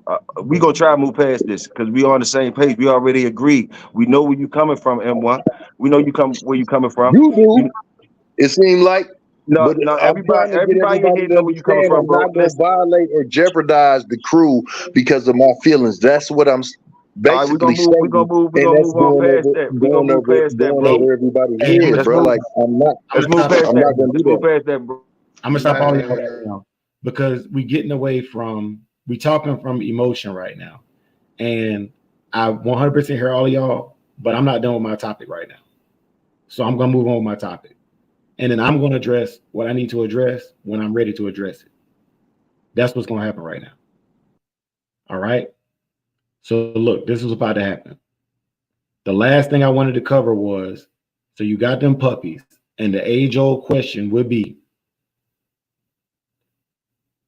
How many generations, and this is the argument that everybody has had, how many generation dogs does it take to run your bloodline? I'm gonna drop the mic on that. That first pup, especially if you keep it. That's how I feel. That first breeding you do, and them puppies that you keep. That's what you consider your bloodline. All right. Supreme say the first litter, the first generation. Eli say 5. What say you, brothers? Yeah, I say 5 generations of your production, not the first dog. This just me personally. You know, 5 generations of your own production.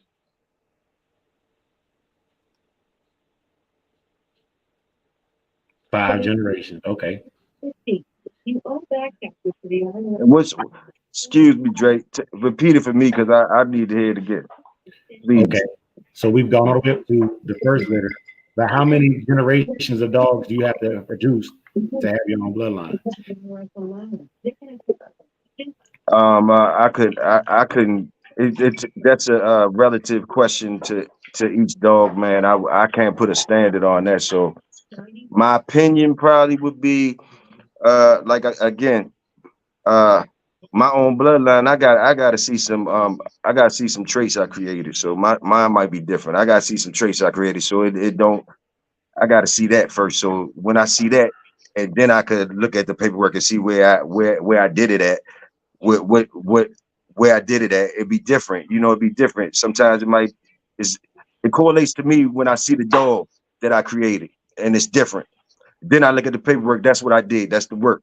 You know what I mean? Even if my name all the way on it, if they still like, if they still not, if I still didn't do nothing better, if I didn't do nothing better, nothing like that or whatever, then it's just my name on that shit. I didn't make a new dog. I didn't make nothing. I didn't really make nothing. So that's where I'm at with it. So I might be different.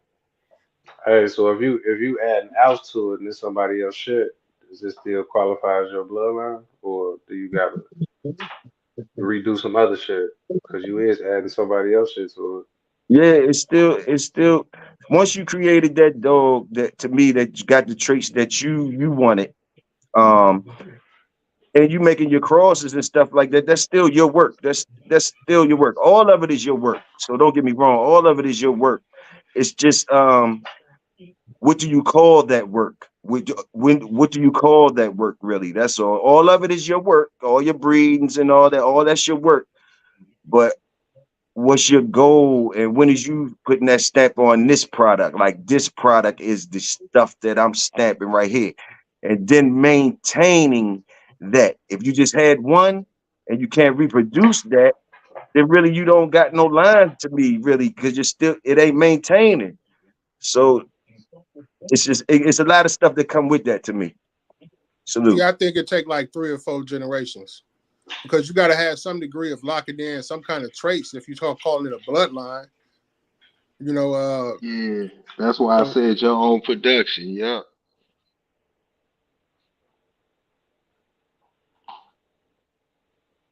Hey, y'all, Mr. Garcia, I'm about to shoot the link to you.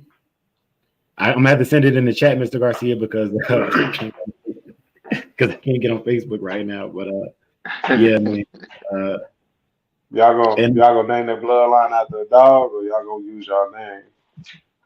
I would name it after the dog, that first dog that did what I wanted it to do, and that's where my line gonna start.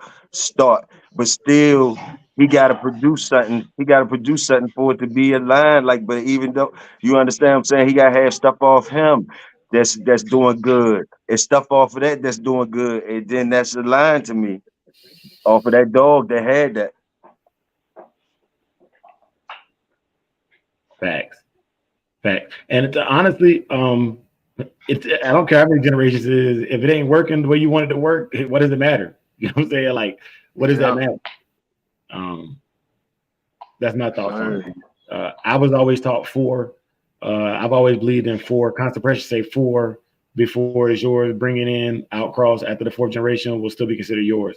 Hey, Buck, you ain't lying, bro. But my biggest fear for letting dogs go is they don't turn out right with somebody else. You know what I'm saying? Like, yeah, Buck right about that. Yeah, Buck is right about that. He right about that. Like I just thought about what I said. Like, yeah, your bullshit is your bullshit. So if you want to claim your line early and shit and put that shit out to the public, like that's your line. So that's why I say you gotta. I wouldn't be saying my shit is a line until I got somebody shit, but some people might say they shit is a line earlier than me, put that out, and then they got some bullshit line because you didn't put that out and stamped it. So it's differences that, but he is right. Like it's your work. So if you put it out there, they gonna say that's your work. Yeah, especially if you put it out there. Hey, what he say? You better keep that shit.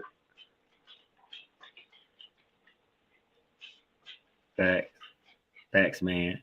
But all right, y'all. So in conclusion to the dog talk portion, we talked about picking the bloodline, raising the puppy up, seeing it come of age. We didn't really talk much about the coming of age and the test and all that stuff because every program is different. Got into how you select your first breeding, the afterthoughts, your first litter, what you keep, what you don't keep, and then we got into the whole spectrum of when it becomes a bloodline. All right. And after that, it is what it is, because as long as you're proud of your product, run your line. When you put it out to the public, though, you have to realize that every product is going to get reviews. Whether those reviews be positive or negative reviews, that's based upon the quality of customer that you select, as well as the quality of the program that you're putting out. All right. And I'm glad we got to the whole internet thing, because the selling dogs is just like the internet thing, man. Once you put it out there, it is out there. And whatever comes back to you, whether the karmic debt matches the effort or not, you have to, as a man, stand on that. You know what I'm saying? You have to stand on that. Let me, y'all. I want to give the parting thoughts on the dog talk to Mr. Garcia. Mr. Garcia, welcome to the panel. How you doing? Always great, never bad, big dog. How you doing? I'm doing good. Welcome everybody in the panel and everybody in the chat. What's going on? I'm good, man. How you doing? Chilling. El Capitano. What's happening, brother? Hey, schoolboy. So yeah. Can you kind of just run us through the process of everything, picking the blood, everything we kind of covered, picking the blood, growing the dog up, seeing the traits, you breeding your first litter, what do you keep, what do you farm out to your friends, if you let anything go, and then on to, getting those generations out there until it's established, something that people go to you for your quality of work. Right. Yeah, it's quite a bit. First question you got to ask yourself is, why are you breeding dogs?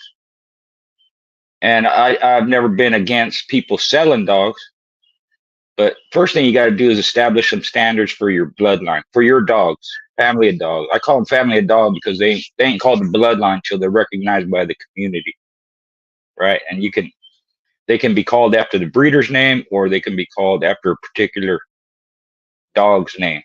And the reason you use a breeder's name is because he's going to use different dogs from different bloodlines to create his family of dogs.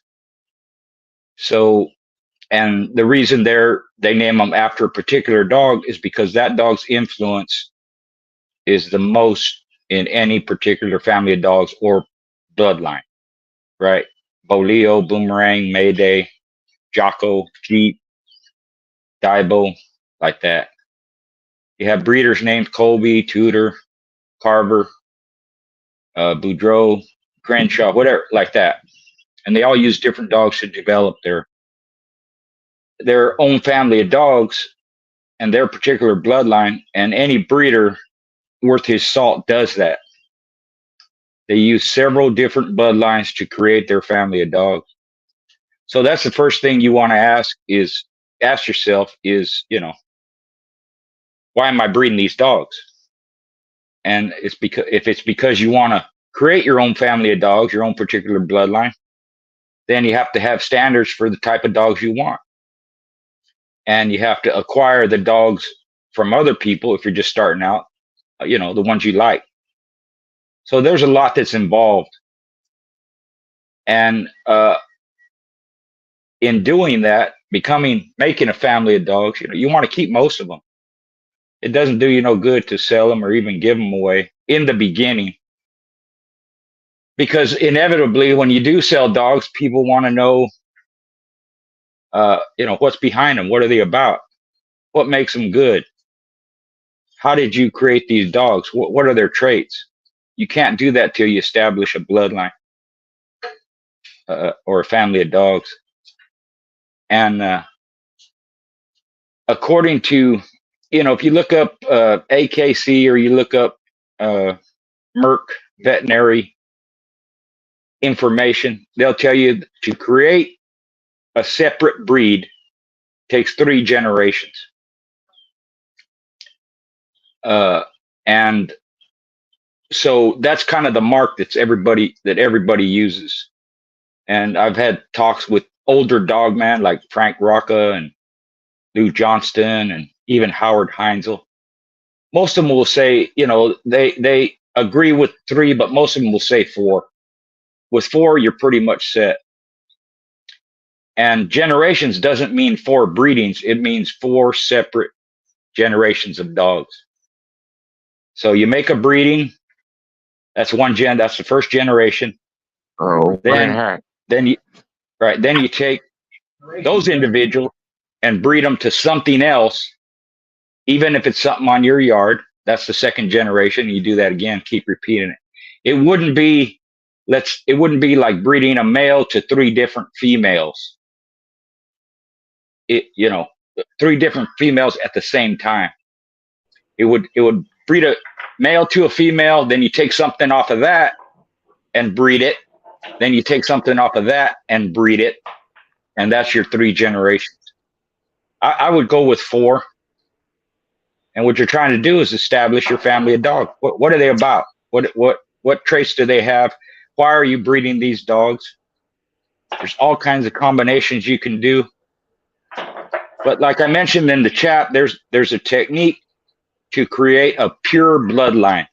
I forgot the guy who developed it, but it's been around for a very long time, longer than I've been around, right? And real quick, let me see if I can explain it.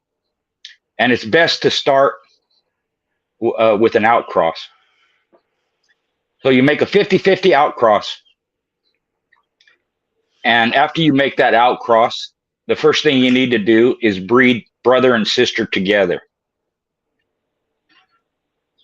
And when you make that first 50-50 outcross, you know, it has to work. So let's just take into consideration all what I'm talking about. The breedings work. So after you make that 50-50 outcross, you breed a brother and sister from that litter. If that works, then you continue forward. If it don't work, stop right there. Stop at that brother-sister breeding and go back 1 generation and go a different direction. So if that brother-sister works, what you do then is from that brother-sister litter, that same first litter, you're going to take a male and breed him back to the mother. And you're going to take the female and breed it back to the father, the sire. So let's call the sire A and call the mother B. So you're taking pups, a male, breeding it to B. Then you're taking a female, breeding it to A. That's your next generation. After you do that, you take a male and female from that first breeding of A and B and breed the female back to her grandfather, the same dog you started with, and breed the male back to his grandmother. And basically you're creating 2 separate lines. Where it becomes pure is after you make that outcross, then father-daughter, mother-son, then grandson to grandmother and granddaughter to grandfather. At that point, you breed brother and sister again. And that's where you get a pure bloodline. Hey, schoolboy, thank you for breaking that down, because that's a followable rubric for the breeding process. I also want to give a big shout out to brother J-Bo for coming through, because when the legends come through, man, we really appreciate y'all. J-Bo and schoolboy, thank y'all. J-Bo, what's up? J-Bo, what's happening? Ben, how you doing, man? Hey. Good. You blessed me with some knowledge today, huh? Trying to. Hope I was clear. But that's basically how you create a pure bloodline, and that's your 3 generation. You don't have to do it that way. You can just breed 3 separate generations to establish your own family of dogs. And then what were some of the other things you guys were covering? Because I didn't catch it all. So basically, schoolboy, it was getting to what you just said, because you talked about how to get to the 4th generation. The dog, the outcross, the grandchildren, and then the sibling inbreeding. That's after that. That's the explanation to the 4th generation. Right. Very easy to follow and a very, very, very good prescription. I've always been a fan of how Yellow John was bred. It was really, really tight, but I've always liked that. But it doesn't always work. Most dogs can't carry those genes that long without getting degradation to the integrity of the breeding. Right. That's the one thing about Red Boy and why people like it. The first champion off of Red Boy was Jacob's hog dog, a female. She was triple bred, inbred red boy. Very hard to do that with inbred dogs. But with the bred boy, it's not necessarily an exception. You can inbreed those dogs heavy like that. Now, like I always say though, if you inbreed too much, you're gonna ruin it. And that's what has happened with even some red boy dogs.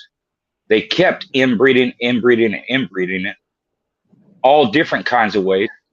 And I've seen dogs from famous people. It wasn't the famous people doing it, it's people that got their dogs from them. And they just continued forward inbreeding, and then they ended up being junk, you know. So inbreeding has its place, and you don't have to inbreed a lot to get what you want. And you should inbreed sparingly, in my opinion, at least with pit bulls. With pigs, you can, you know, according to some people, with hogs, you know, pigs, you can inbreed the hell out of them. Doesn't hurt them. But with dogs, it doesn't, you know, you can inbreed them to a certain extent, and some handle it better than others. Red boy handles it real well. Wheat dogs handle it to a certain extent, you know, 3 generations maybe. That's what I would do. I would stop right there after that. But El Capitano, now listen, like, okay. Now I was always told the tightest inbreeding you could do is brother sister, right? Right. Okay, now a lot of old people would say anything other than that ain't really inbreeding. Like so the numbers probably would be different. Like for what I'm saying, like you might could get a little bit more out of it if you go into a half brother, or you know, you might could get more numbers out of it. It might be, you understand what I'm saying? You might not be getting no deformities if you start going. You could keep breeding, inbreeding. Some people would call it if you go to a half brother, but some people don't call that really inbreeding. You know what I mean? Some people only call inbreeding brother and sister. Anything else they would call line breeding. You know, it's well, you know, inbreeding. Let's establish that first. And this is in pit bulls, because in race horses it's a little bit different, and I'll explain that. In horses, it's a little bit different. Inbreeding in the dog world and even game fowl like that, it's immediate family. Brother, sister, mother, son, father, daughter, or inbred grandparents, meaning the grandparent is also the sire. He's the sire and the grandsire, or she's the mother and the grandmother. That's inbreeding. Line breeding is family breeding, where the dogs are related. Half brother, half sister, cousins, aunt to nephew, uncle to niece, like that. And you can do the same thing with bloodlines. You can line breed bloodlines. And I think that's why, I think that's why people like that half brother, half sister breeding, but they would call that inbreeding, but that's not really inbreeding, that's line breeding. Yeah, well, again, in the horse racing, horses, that's inbreeding. Anytime you have family members on both sides of the pit, whether it's half brother, half sister, whether it's cousins, whether it's a grandfather on the top and a grandmother on the bottom, you know, the grandfather is a male, the mother on the bottom is a sister to the grandfather. That's inbreeding in horse racing. And I think a lot of it has to do with the structure. Their legs are thinner. They only have one toe. So they don't take to inbreeding heavy like that well. So in their opinion, that's inbreeding, even the family breeding that I explained, which we call line breeding. Yes, sir. Half brother, half sister is very, very popular. In fact, Ronald Boyle's made a career of it. Most of his breedings are based off of Dirty Mary. And most of them, after the first generation, started with half brother and half sister off of Dirty Mary. What he did is he bred Dirty Mary to several different males, and then he took the offspring of those breedings and bred them together. So most of them, even though the sire was different, Dirty Mary was their mother. And then you continue forward like that, and you'll see, even when he added something else, like the Grand Champion Queen of Heart, that's basically a cross of Jeep of Bolio and Boomerang, right? Right. So that didn't have any Dirty Mary in it, but he took that stuff and bred it to the Dirty Mary stuff. Got you. Or he took the heavy Bolio from someone else and bred it to his stuff, and that made Grand Champion Handicap. So And then he took that and bred it more of his stuff. so you could get So you could go further. You could go unlimited with the half brother, half sister. I mean, the half brother, half sister because it's not as tight, right? Correct. you can go for a long ways because they're the common denominator is either the male or the female on half brother, half sister, And right? like, yeah, Which means that when you made those breedings, they're outcrossed, exactly. So right? yeah, so like And then they put the pups from that together. Now you have half brother and half sister. They're line bred. exactly. And then you could take let's say you take, because I know the blood so well, so I'll use boils. You take Grand Champion Cherokee Chief to Dirty Mary, and then you take Bobby Jr. to Dirty Mary. Uh-huh. The pups from those two breeding, you breed them together, right? That's your half brother, half sister, and then you could take the pups from that and breed it to the breeding of Thrift's Champion Bumper to Dirty Donna, I think it was, which was a daughter of Dirty Mary. So he added that, which is Dirty Mary farther back, but that's the common denominator in all of them. Yeah, You so have half brother, half sister out of Dirty Mary, and then in the next generation, you add a granddaughter or grandson of Dirty Mary to that half brother and half sister stuff. so in that type of breeding, they were concentrating on Dirty Mary. So that would be a Dirty Mary line of dogs. So because they're concentrating on the female. So it's good to have your females. Your females is always important because once you breed it to different males, it opens up your family to where as though you could concentrate on that female, and play with it with your good males, you know, and you still keeping it in the family. You only using the males to like open up the gene pool for crosses, basically. If you concentrating on your female, like you always you told me about, you told me to use Dirty Mary as example if I wanted to concentrate on my female, and I asked you about that. So I always looked at Dirty Mary and how you told me to look at her and how he was breeding like that to create that type of line. So I understood where you was coming from. Salute that. Right. And what that does, the reason he did it that way, and a lot of people do it that way, is because you're not able to breed the females that much. If you breed them throughout their whole life, at the most, if you bred them every heat, let's say you start at 2 years old, and you breed them every heat, which is twice a year if they come in regular, and every every breeding takes, if you breed them till they're 10 years old, you're only getting 16 breedings out of her. For a male, you could breed them 100 times, you know? So by doing that and keeping her key in your program and then using her offspring and then later on her grandchildren, you're keeping that female in your family of dogs without having I got to, a question. because, go ahead. No, go ahead, schoolboy. Finish that. And what you're able to keep her in there from just a few breedings, basically, right? She's still present through herself first, then her children, then her grandchildren, great grandchildren, like that.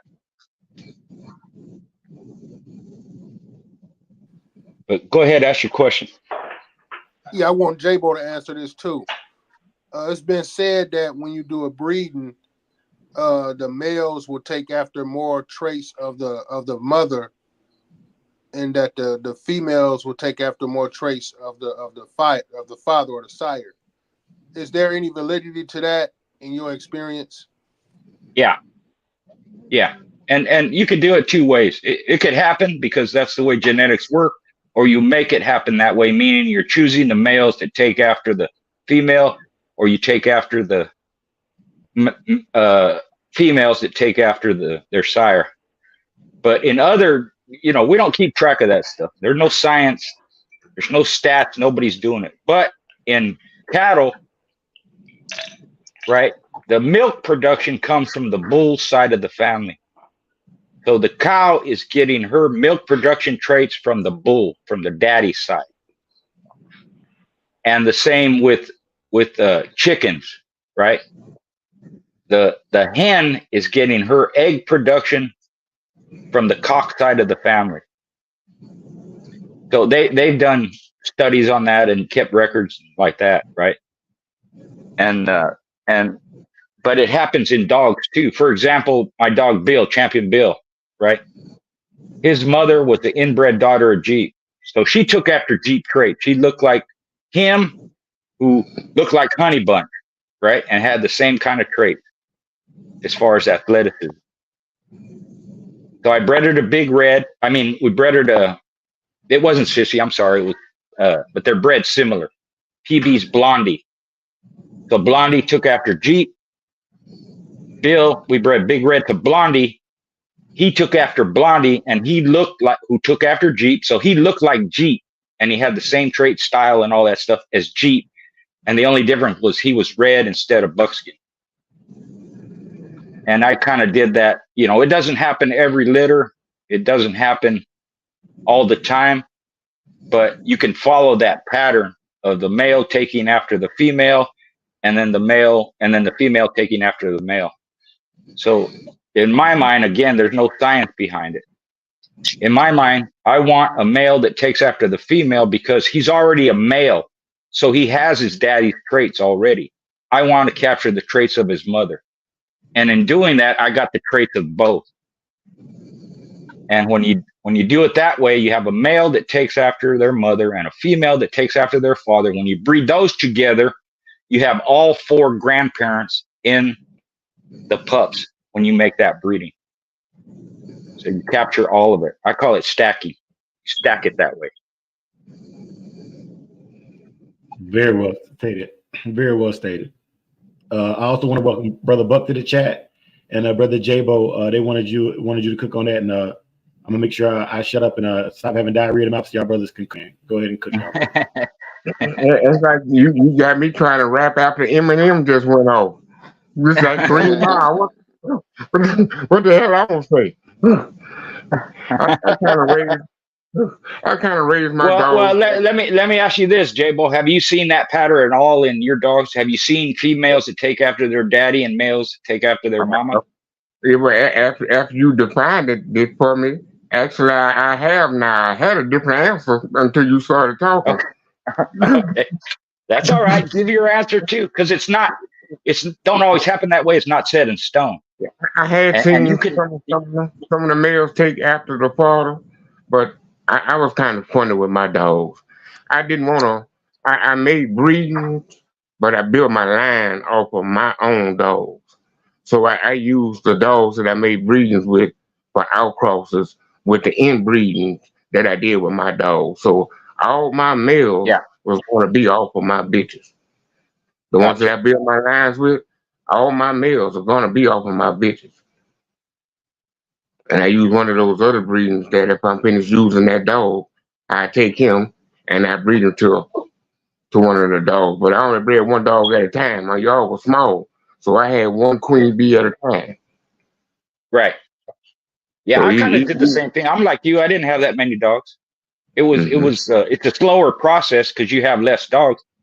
But if you follow that pattern, it works. And like you said, you throw crosses in there with your inbred stuff. That's where you get your performance animals. That's where you get your athletes. It's a common technique that's used across the board too. And you can use males that take after their daddy and females that take after their mama too.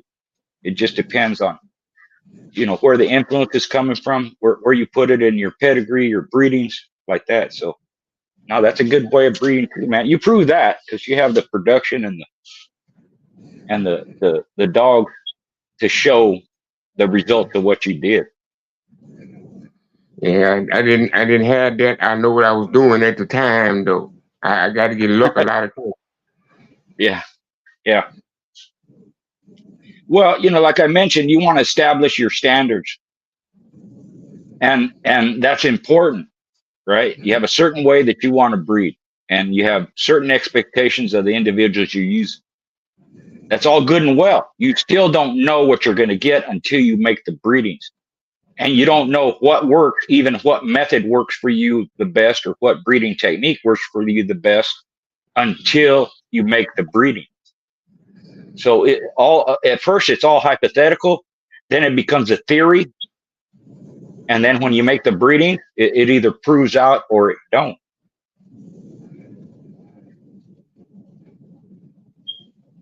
Yeah, I got a chance to see Big Red dogs, quality of dogs up real close. So my eyes are a little different than the people that just listening. I got a chance to Right, actually see one of those dogs directly off of Big Red. right. And even when me and you talked about them, what you Mm-hmm. saw when you're telling me in my mind that they acted and performed like they're supposed to. Yeah, That's what they were, and that's he was just consistent that way. that's some hell of a dog. Thank you. Yeah, Yeah, you're really telling the story of them, but I love the way you paint around it. yeah, yeah, yeah, yeah. I support your channel. You've had me on there a couple of times. I appreciate it, but a lot of times, I'm busy and I go here and there. I'm here, but I always watch. Even if I catch the replay, I'll watch it. It gives me something to listen to, even if I'm writing my books, because I can uh what's that term they use? I can multitask. I can Yeah, write and listen to video. So I'll just put your show on from last night, or whatever night you're on, and I listen while I'm writing. It's kind of calming to me, and it inspires me. And I do that with everybody that I'm familiar with, or everybody I support. So it might be yours one day, it's going to be Going Hard Twins another day, it's going to be Samurai another day, and it's going to be Buck City, and it's going to be, now I've been interviewed by a couple other people. I listen to their stuff too, man. It you know, I just love it all. Hey, but schoolboy, I want to say this. starting to be better than ESPN in the morning. Yeah. Hey, I want to say this real quick though. Schoolboy, you can multitask. I can't walk and chew bubble gum. So I'm gonna tell you right now. Hey, that's a gift. That's a gift, and that's a blessing within itself, man. Yeah. And the thing is, whoever's starting out, you're starting out, and sometimes it's confusing, and you got to go through all the bullshit sometimes. Meaning, how do I do this? How do I cover this topic? Who do I have on? All this shit that happens. We all went through that at a different level back in the day too. We didn't know shit. We didn't know how to do nothing. But if you love the breed and you want to be involved with it, and you have foresight to see, I'm going to still be doing this shit in 5 years, 10 years, 15, 20, whatever it is. You're going to get to that point. You're going to get to that point. You're going to be able to reflect on this, even if you're just talking with your friends, saying, remember back in the day, I didn't know shit, and then people are going to give you your props. Well, you improve, you learn. And when it comes to having mentors, I've said this before, I'll say it again. Someone calls you a mentor, or you consider yourself a mentor, you're their teacher. At some point, your student should surpass you. If he doesn't become better than you failed in your job. You didn't do it right. Because there's advancement, there's evolution, there's new products, there's better nutrition, different ways of conditioning, understanding physics, and all this bullshit that comes along. And it's not bullshit, it's just the word I'm using, but all this that comes along that helps you improve. And that's one thing I'll say about my protege. He got better than I did. And part of it is because I had to stop at some point because of my situation. But regardless, even if I was still involved, I would still expect him to be better than me. Part of it because he's younger, so he can do more than I can do. At some point, you get older, you can't do all the shit you used to do. So it has to come to that, or the dogs ain't going to get better, and the people ain't going to get better. So all the youngsters, this is out to you too, man. Just keep at it, get better. Have your respect for people that help you, and the ones that don't help you, it don't matter. Ignore them. They're insignificant. They don't mean anything. And be loyal to the ones that do. And if they're a good teacher, at some point you're going to be teaching them some shit, because we can't keep up with everything, and you guys are hungry for knowledge and hungry to learn and want results. Once you get to that point, man, you're going to be sitting in tall cotton, like they used to say when I was a kid. I picked cottons. Me and J-Bo picked cottons. Yeah, I was about to say I picked cotton before. I'm telling you, right? Now they got machines that do it. There's them youngsters coming in. Why the hell am I going to pick the cotton when I can make a machine to do it? That's innovation, man. That's advancement. I picked tomatoes when I was 8 years old. Now they got a machine that does it. Remember the mouse used to grow on the trees? Yeah, yeah. And you learn a lot, right? You learn a lot from that hard work because you don't realize it at the time. But if you like to work out or you understand physical labor or you do some physical labor, that's a reflection of what the dogs do. That's why we admire them. They'll put in the work. They show heart.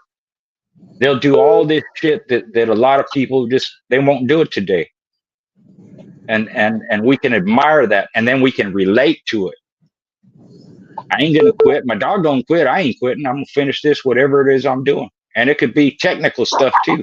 My daughter goes through that all the time. I have her do something. I need this. I need a website. I need it. She's working on a website or videos, do all this and that. She comes up, I don't know how to do it. Shit's bothering me. I won't get it, I just tell you, you'll get it. I know you. You were raised a certain way. You're gonna get it. You'll work it out. And then she'll come back a few hours later or the next day. Okay, I got it. I knew it. That's kind of the attitude bulldog people have. I'm gonna get it. I'll do it. Yes, sir. Hey, I want to give my brother Buck a chance to speak, man. Buck, you've been waiting for a while, man. You there? Yes, sir. I'm just, chopping it up, man. Love to be in the building. So what we talking about, inbreeding and line breeding, correct? If I'm backing up. Yes, sir. So inbreeding and line breeding, but also the building of a bloodline. Go ahead and cook. Okay.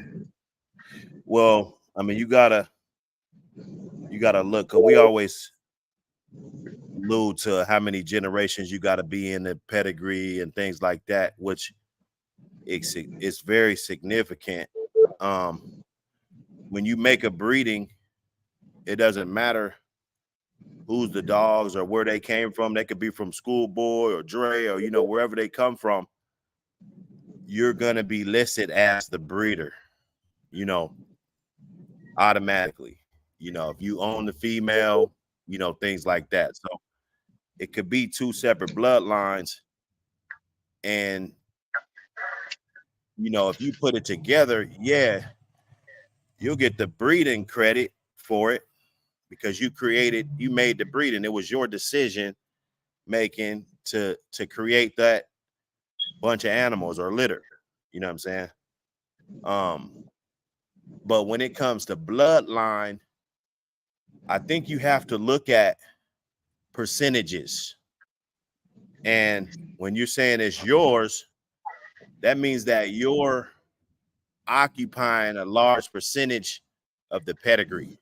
You know what I'm saying? Or if you say it's this kind of dog, like let's say a Michael Myers dog. I mean, I'm glad I got one to refer to. It's other dogs. But if that dog, let's say it was off of Michael Myers, of course, that's a Michael Myers dog, correct? It's his son, right?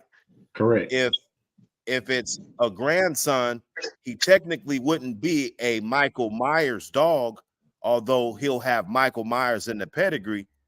He's a grandson, but he's technically off of the daddy, whoever the daddy is. You know what I'm saying? So if you concentrate tighter on that dog, that one dog, and he's predominantly mostly in the pedigree more than the other dogs, like he's taking up, he's occupying more boxes on that pedigree, and the percentages are bigger. Second generation 25%ers, third generation, 12.5%ers. You know, if you're in the first generation, you 50% of this dog. You know what I'm saying? So you got to look at it like that. I think it will be more self-explanatory. And then you got nuances like, okay, so some people breed off of a dog. Some people start their bloodline off of a dog. Some people start their bloodline off of a group of dogs. You see what I'm saying? And then they would do the thing called occupying the pedigree with dogs with their name in it. You see what I'm saying?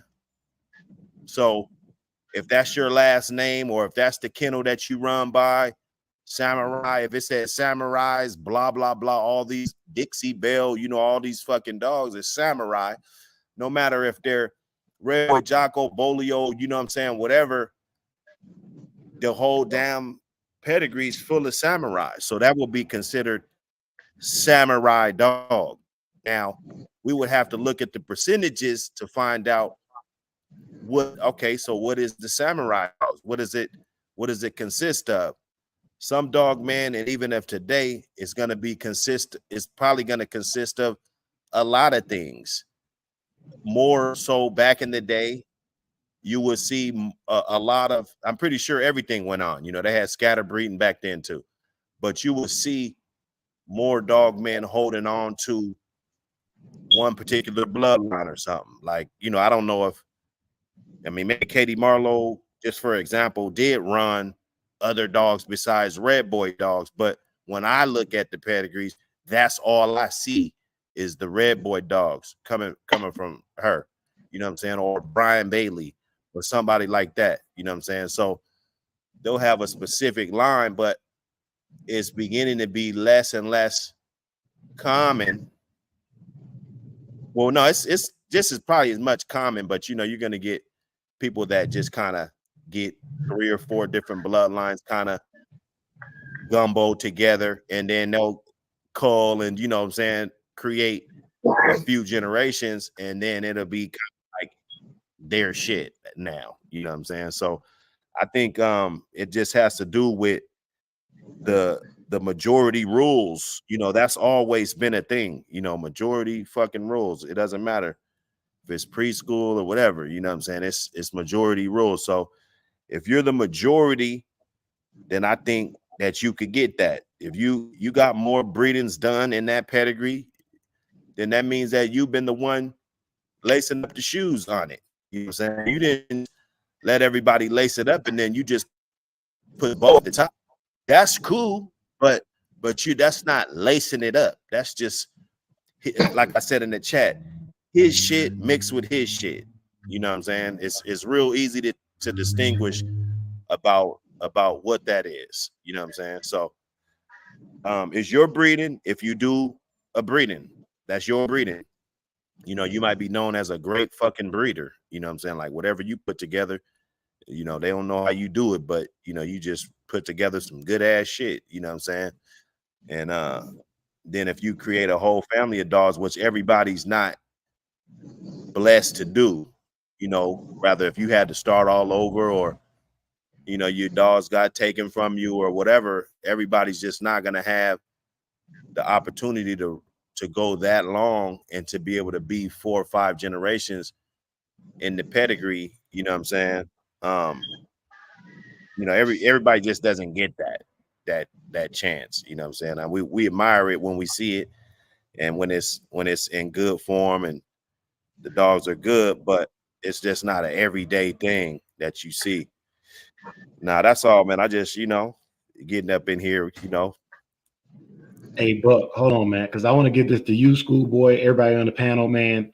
This is the big one. So Buck, when we hear Buck, we think of Michael Myers. When we hear Schoolboy, we think of Big Red, you know. And so when you're dealing with that stuff, right, all of y'all had other good dogs. But aside from performance, what made that dog, because you had other good dogs that you bred, you know, that have their own accolades, but what made that dog be the dog?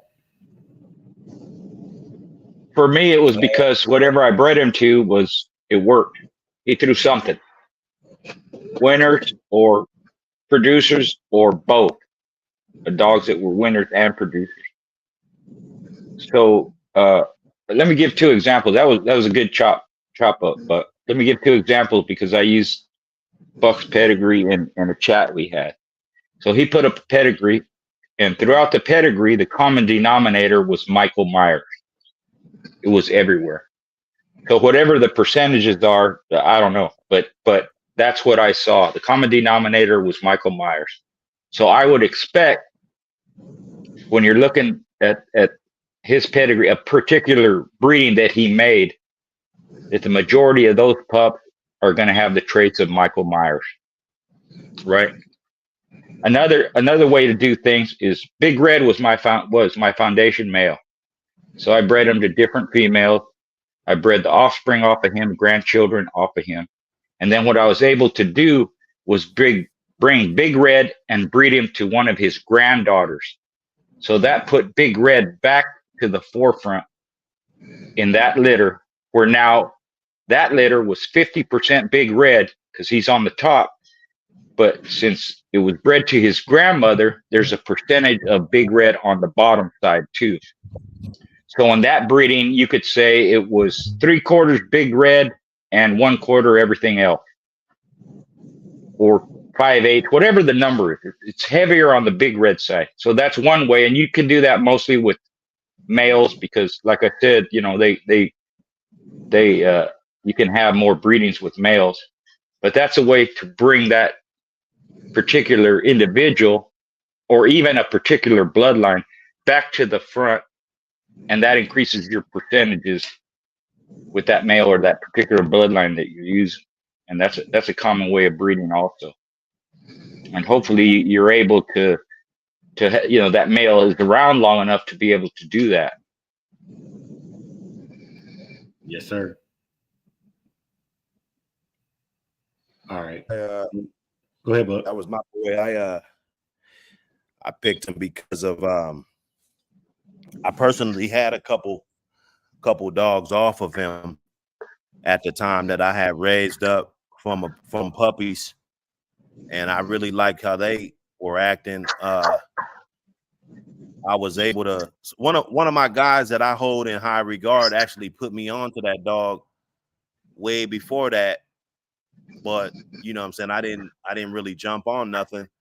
I finally got a couple myself, and then networking, I was able to bump shoulders with another handful, let's just say like 4 other guys that had either 1 or 2 dogs off of them that they really like. So it was like a common denominator with it. I was real familiar with the blood, knowing that, you know, of course, Mayday dogs, they got a bad stigma too, but there are good dogs, like we said, there are good dogs in every line. So I looked at that for what it was, and then the experience of the animals that I was able to raise up from puppies to maturity. Looking at his pedigree, like if I was gonna run the Mayday line, and that's one of the lines that I was gonna run for the durability, the beauty in the dogs, and the physical structure that they bring to the table, and you know, just all around, just what I saw. Like one of them I had, of course, one was better than the other out of the 2 that I had, but one of them was like I could tell, like out of all my years, 20 something years at that time, that, you know, this dog, it was like some superhuman type shit going on with this dog, you know what I'm saying? And then the physical physique of the animals with like no work or anything, you know, it just let me know that they were different type of athletes, you know what I'm saying? I remember just growing up, like if you see my brothers, you can see my sons, you know, I'm getting older, you know, we getting older, but you know, back in our heydays, like we was chopped the fuck up everywhere, you know, every summer, you know, like we all chopped up. Like you see my 15, 16-year-old sons, you know, you can see every muscle in their body. So that was the type of genetics that I was seeing from the dogs. And then, so I was in a time where, because I took some pages out of some guys' books. Going Hard just said he had one off of that Champion Graveyard, so he got to know West Coast Bad Boys. That was like my pot, like my brother from another, you know what I'm saying? We done been everywhere, you know, together with these dogs, seen dogs off of Mayday, you know, all kind of shit, you know what I'm saying? And dozens of them, you know. I was able to bump shoulders with the guy that had Michael Myers, and I had set up about 5 breedings with him, you know, like, all right, fuck it, because I was gonna do like a Tour de France like type of just breed to about 5 of the top studs around, you know what I'm saying, just kind of attack it and build the yard that way, you know what I'm saying. I did a couple of them, great results, you know. I couldn't be more happy with the breedings that I was able to put together. And then I bumped shoulders with this dude, and it just, the spread that I was going to give him for the breedings that we was going to do, and then the amount that I paid for the puppies that I had off of the dog and other people had paid off of the dog, it made more sense to me just to drop that fucking bag and just buy the fucking dog. You know what I'm saying? It was like, well, fuck it, I'm gonna do 5 breedings with you. One of them to one of his daughters, and you know, we was gonna do some fly shit, and I was okay with that. He was good enough for me to be a personal chef, so I said, all right, cool, and just started pressing him about buying the dog. You know what I'm saying? And you know, one thing led to another. You know, now he's on the yard. I can do the breedings that I want to do. Let's say one of them or 2 or 3 of them worked out real nice, some ones that we really like. All right, fuck it. Let's drop that bag. Let's go buy the mom. Oh, he won't sell it. Bullshit. So let's drop that bag. Let's get her. We need her. Every dog I bred to him, I kept. You know, that bitch didn't go nowhere. You know what I'm saying? If you bred to Michael Myers, you wasn't going nowhere for at least 5 years, because we got to find out if those dogs were good enough for us to repeat that breeding again. You know what I'm saying? It was a sinister process, you know, and it took a lot of just, you know, digging deep, man, just getting in there, man. You know, it's like it's happening now. I feel it like it was yesterday. You know what I'm saying? But you got to be passionate about it. Hey, I appreciate y'all for answering that, because I think with the whole topic tonight of building bloodlines, the reason I asked y'all that question was for those of us who are newer, when you're picking, because you can buy 20 dogs from 20 different kennels, but like you were saying, the phenotype, the build, how they produce, these are things that every dog doesn't deserve to have a bloodline. Some of them are just good dogs, and they just get bred into your program to help you add to, or because they're a loosely bred cousin of the dog. And so y'all answering that question help me get a perspective, because like I said, this is my first time really breeding generations of dogs. I've tried to breed before and lost litters and all that good stuff, but thank you, I appreciate that. That was my question. You're asking. Oh, my bad, J-Bo. My bad. Hey, hold on. Hey, you're asking what my dog was known for. J-Bo, no disrespect intended, J-Bo. Go ahead and cook, brother. Got them good ass intelligent ass answers. I want to say something too. You know what my dog was known for? What's that? They coming no matter what. In a speed that's unbelievable. yeah. And if you sneeze or pick a booger, you asking the crowd what happened. Salute, Bo, salute. Hey, there's a lot to that. They coming no matter what. If a hurricane in presence and everybody died from a storm, when the people come, they still going. when the storm passed, they still going at it, huh? They still going at it. At least one of them. And J-Bo, I'm glad you said that, because the chat was saying that, and I gotta give kudos to the chat. A lot of brothers are saying, GHK Welsh Kennels Combine, they are saying that performance is a key ingredient in picking that dog that is that dog. You know, hey brothers, I gotta pause real quick because I told my brother Ram that I was gonna do the little competition tonight for the I'm gonna identify dog. Buck, Schoolboy, J-Bo, Solo, all y'all brothers, Ween Moon, even Brother Magic, man. I need y'all not to answer this one because y'all like some of y'all know these dogs, all right? So I need y'all to shut y'all ass up and not answer these questions because this is for the brothers in the chat. All right, like this is for the brothers in the chat that may not know. This is gonna be a grand champion dog. This is a $20 question. I said I was gonna do 10. I'm just gonna do a $20 cash out to the person that gets it right first. Like how we always do the game, I'm gonna put the dog up on the screen. You know what I'm saying? I'll go and tell you it's a grand champion. And if y'all can't guess it, then what we'll do is we'll start reading the pedigree off to you. Once we get to that mother, you know, the dam and the sire, then if nobody gets it, oh well, you know what I'm saying? It is what it is. But do your research, learn how to read ped numbers, and without further ado, we're gonna post the dog. I'm gonna give a little spill on the dog. Let my brothers on the panel give a little spill on the dog. And then once the dog is answered appropriately, Solo, you go ahead and announce the winner. Make sure those of y'all that are moderators and monitoring the chat, make sure I don't get the money to the wrong person because I've done that before too. All right. And without further ado, here is the grand champion of the night. Working dog right there. Working dog. I wish I wasn't that. Hell no, Buck. Hey, Buck can read a pedigree like nobody business, man. Buck, hey, you stay your ass out there, Buck. Yeah. Hey, Magic, let me go and get you wrenched up too while we got you here, man. Like we always do, man. You know, I'm gonna give y'all a few minutes to look at the dog, admire the dog. This is the dog that some of y'all might have in y'all pedigree and didn't know was a grand champion because you know, women line men, numbers don't. This one ain't gonna last long at all. Yes, sir. Yes, sir. But yeah, Magic, let me get you hooked up in there, bro. Magic, I appreciate the mentorship. It's over. It's over. High key Lee. High key Lee. High key Lee. Hey man. I told you it wasn't gonna last long at all. Yeah, man. Buck, I'm gonna need you to shoot me some other ones that are a little bit more challenging.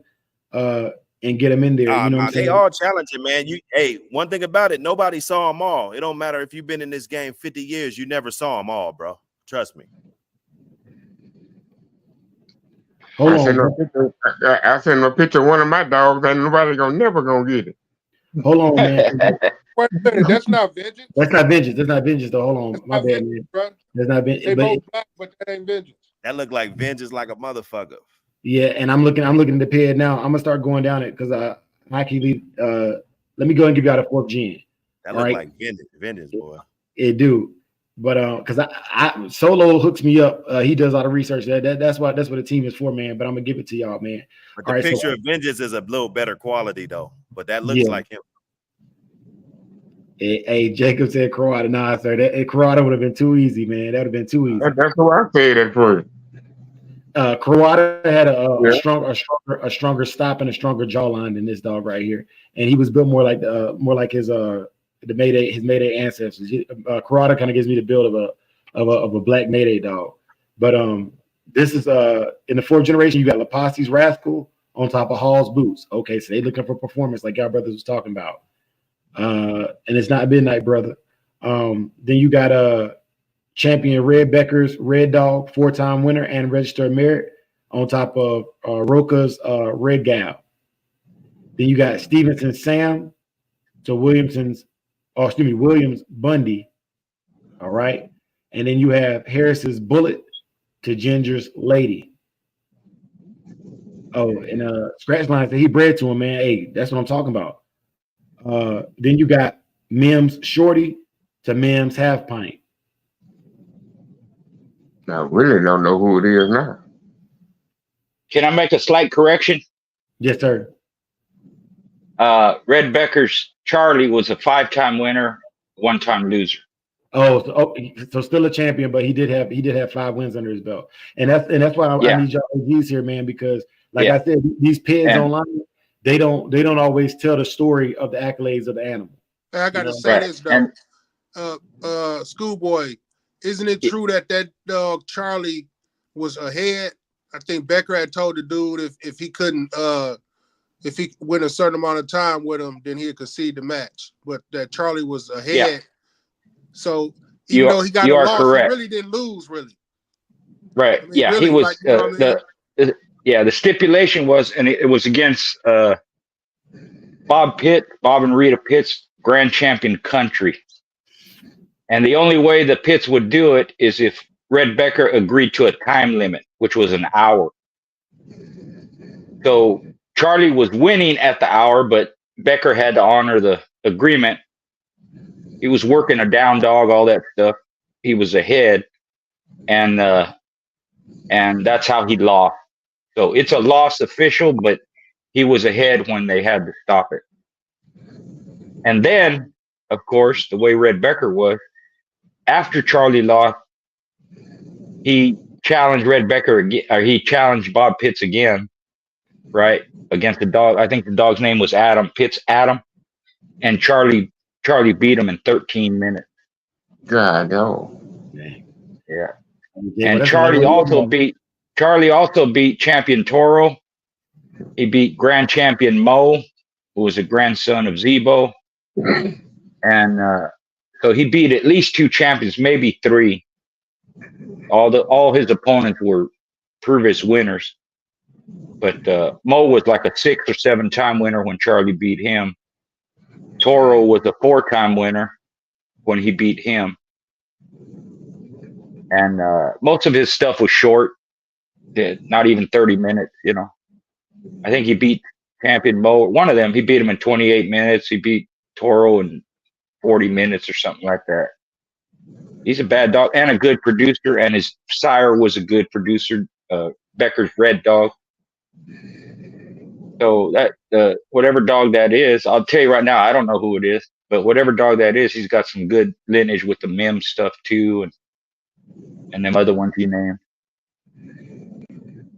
So JT, I'm about to boot your ass out the chat.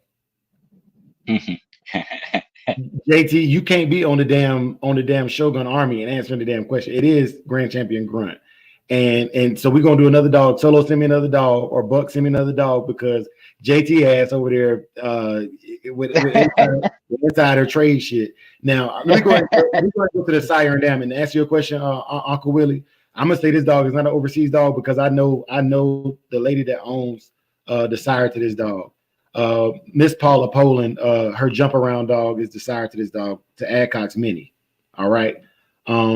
And Miss Poland is the lady I really respect, with her jumpy dogs, jump around, you know, 2nd generation dog lady. Man, JT, you fucked this one up, bro. I'm going to tell you that right now. I know you, bro, but JT. But yeah, Solo, send me another one, man. But yeah, it is Grand Champion Grunt, 5-time winner. Grand Champion Adcock's is Grunt.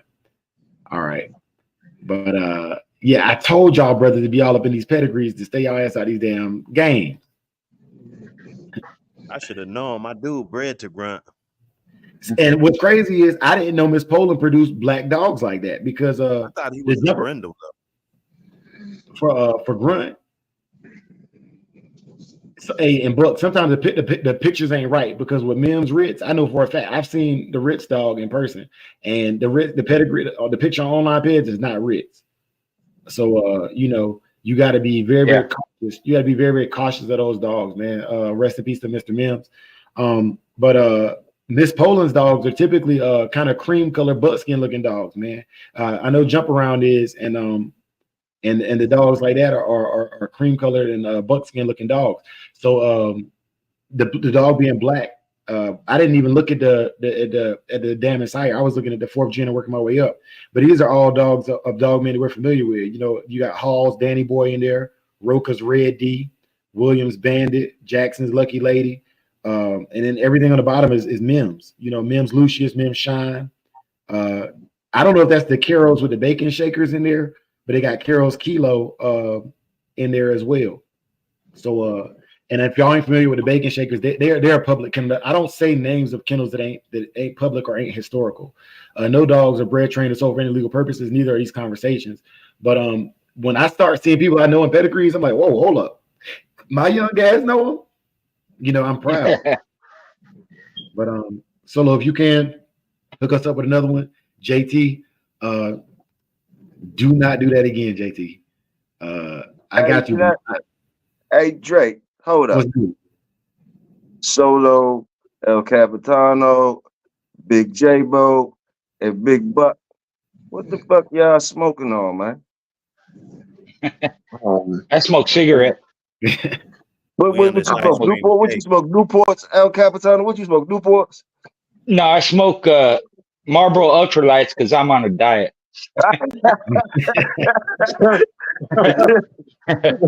Yeah, that Butterfinger Crunch, man. Yeah. You Butterfinger Crunch. What you smoking on, Bo? Yeah. Candy Runts. Runts? By the pallet. Yeah, Candy Runts. What you doing over there, Solo? Oh. Man, I don't even know what it is, man. But it's some fire. Solo be having some fucking fire. I ain't get it in a package. You know what I'm saying? And we blowing straight off the pallet. God damn. What you smoking on, Star? Non-stop in the building.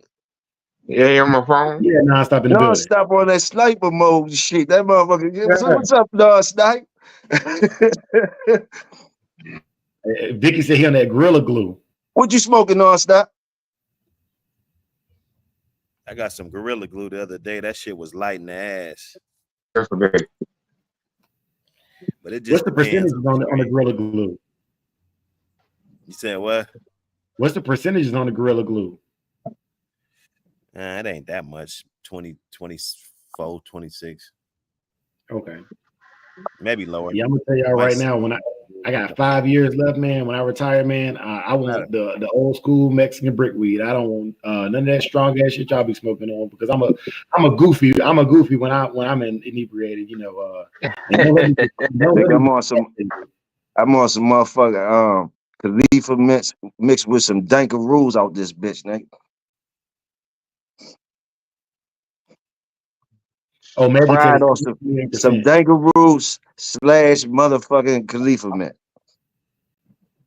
Hey, my wife laughing because she know. You're gonna be playing catch up, huh? Yeah, she. What's my bad, bro? Let me go and get you rinsed up, man. Like, yeah, for those of y'all who don't know, man, like these brothers be going at Welsh, but like nah, like Welsh style to me. Like, you know what I'm saying? Like I vouch for Welsh. But yeah, them dumb dogs barking out there. Solo, as soon as you can, get me another one though, man, because like I owe it to Ram and them, man. You know, we're gonna aggregate the funds. We're gonna keep the funds circling right here in the community. Also, Schoolboy, you were talking about the website. I sent it to you. Okay. I'm gonna get it uploaded. I put it in the Shogun. All right. Schoolboy, you was talking about the website, man. Make sure y'all holler at Buck for the graphic designs, man. Like it's too many brothers in here with talent for us not to aggregate the funds and keep it right here in the community. You know what I'm saying? I would love to see one of those designs on the cover of your book, School, but this is my personal opinion. You know what I'm saying? But I'm gonna shut up. I gotta download. I told you I can't walk and chew bubble gum, so I'm gonna shut up and get this next dog uploaded real quick. Y'all brothers go. All right. Hey, Bo, you keep some runts over there, bro. Yeah, bro. I don't be knowing. You know, I still stay in one of those. I stay in one of those states you still got to put the weed in your ass.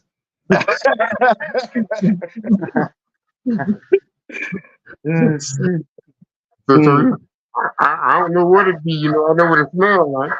God damn. Man, I just having nothing in your pocket around here. Hey, boy, that's rough. Yeah. Yeah, hell yeah, that's rough. Hey, man, it's rough.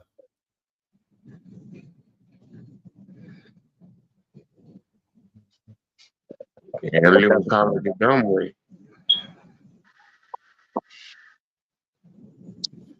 One thing I can say about the brothers that smoke, man, I don't see too many smokers getting out of line, man. You know what I'm saying? It's damn devil's water over here I be drinking on make people out of line, man. Yeah, man. It don't have that effect. It don't have that effect. Yeah. It can't get you like that. you'll be too tired before anything. You won't just be bouncing off no walls or nothing, you know. That alcohol, You be feeling too good. it'll control you though. Alcohol can, you drink enough of that and you're totally out of control. Yeah, true. And you know what's crazy, but I'm a South Rastafarian, and alcohol is they say weed make a man wiser, but alcohol make a man a drunkard. So when I get out, man, like that drinking shit is dead. That's just something for now. You know what I'm saying, man? But they don't do that shit. They don't even eat meat. A lot of the real rosters are damn near vegan. They eat what's called an ITIL diet, and it's based upon fruits and what you can grow and sustain from the earth. You know, that's why herb is considered a sacrament. It's a renewable source. You know, alcohol has to go through a process. Yeah, man, nah. You drink. I'm not gonna say you drink too much. Right, but yeah, like he was about to allude to. Alcohol, it's a physical dependency. So, like if you drink too much alcohol, and let's just say, in my case, you get locked up, like you go through withdrawals. You know what I'm saying? If you can't get back to that bottle, and that's bad. But marijuana is nothing, bro. You know, I didn't even think about smoking. Like, there was no urges or nothing. So I mean, if you got it, you're gonna blow. If you can get to it, you're gonna get it, you know. But if you can't, you're not tripping. You know what I'm saying? It's just cool. I used to smoke. I used to smoke every day, all day, and when I stopped, it took about 3 days, and it didn't affect me. Nothing. Exactly. And you can drink alcohol, and you can't function at some point. And unless they develop some kind of weed, maybe they have some shit that'll kill you. You can still function on weed all day long, smoking it, you know. Yeah, and alcohol, I don't know if y'all know, alcohol is one of the only things like that, a vice like that can actually create a gene it create a gene that you could pass it on to your kids. It created a gene. If y'all look at that shit, look, alcoholism could create, if it's enough, it could pass that along. Yeah, that's true. Hey, also, alcohol is one of 2 controlled substances that if you're too deep into it, the withdrawals can kill you. Even fentanyl and heroin don't do that. But I say that as I'm not a corporate computer. Yeah. No, I mean, you know, just don't get fucked up. That's all. Nah, opiates is bad, bro. They bad. Man, but you can make the panota drunk. Yeah.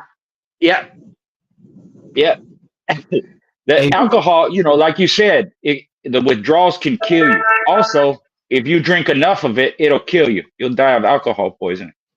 Hey, I wanted to address what Book, you're right. The other one that I'm tracking is the prescription opioids. They can create a dependency, specifically the methadones. For those of y'all who ain't familiar with the methadone shit, that shit can kill you too. And a lot of times they prescribe methadones for people who are weaning off of other drugs. So it's one of the things that you become dependent on as a replacement. Yeah. It's as they use it for heroin addicts, and it's as bad or worse than heroin. Yeah, and all the the prescription stuff sometimes is worse than the shit you buy, on the street. But see, the thing is, on those drugs, you got to cold turkey them drugs. You can't cold turkey alcohol. You can't cold turkey that. Like, if you got the alcoholism, like, I think some type of way it's like something with the alcohol, like you got to get weaned off of it. Sometimes they even got to use alcohol to bring you down off of certain levels, I think. But the opiates, you got to cold turkey them. You got to cold turkey them. Yeah. We used to say back in the day, a lot of drugs, if you OD on them, they're going to kill you.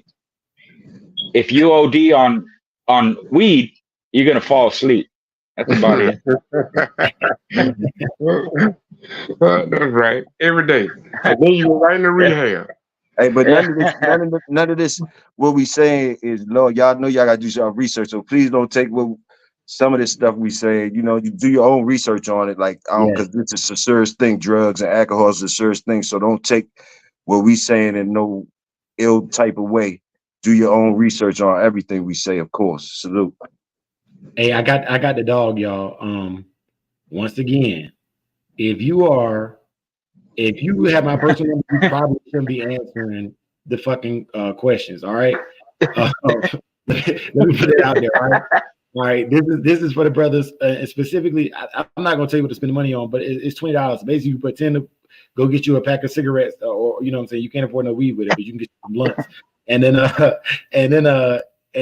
also like if you're not already supporting Game Dog, I'm fucking stupid. Game Dog Talk.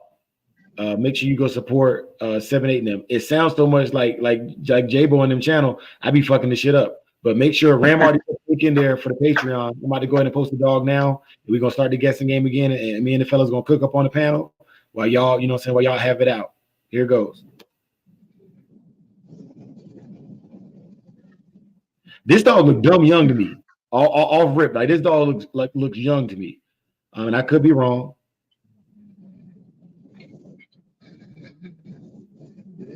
Look at the legs on that dog. Yes, a Look rangy how tall dog. she is. So I think I know who that one is. weight, she gonna dominate. You know, she's gonna be reaching all over them, and you know. And once again, this is a grand champion, so it's a $20 question, y'all. This time I'm gonna make sure I go ahead and share with y'all in the this on the panel so that y'all can so I don't fuck this up again, because I pissed on Hockey Lee unintentionally about with being a dumbass, but I'm gonna get it right now. You know what I'm saying? Because I'm not afraid of my flaws at all. That's one of the things right there, man. That's why I have these great people on the panel with me, and that's why I take counsel with great people, because if you hang out with 5 millionaires, you'll be the 6, and if you hang out with 5 great dog men, you'll be the 6, man. And so that's why I choose to operate with the people I operate with.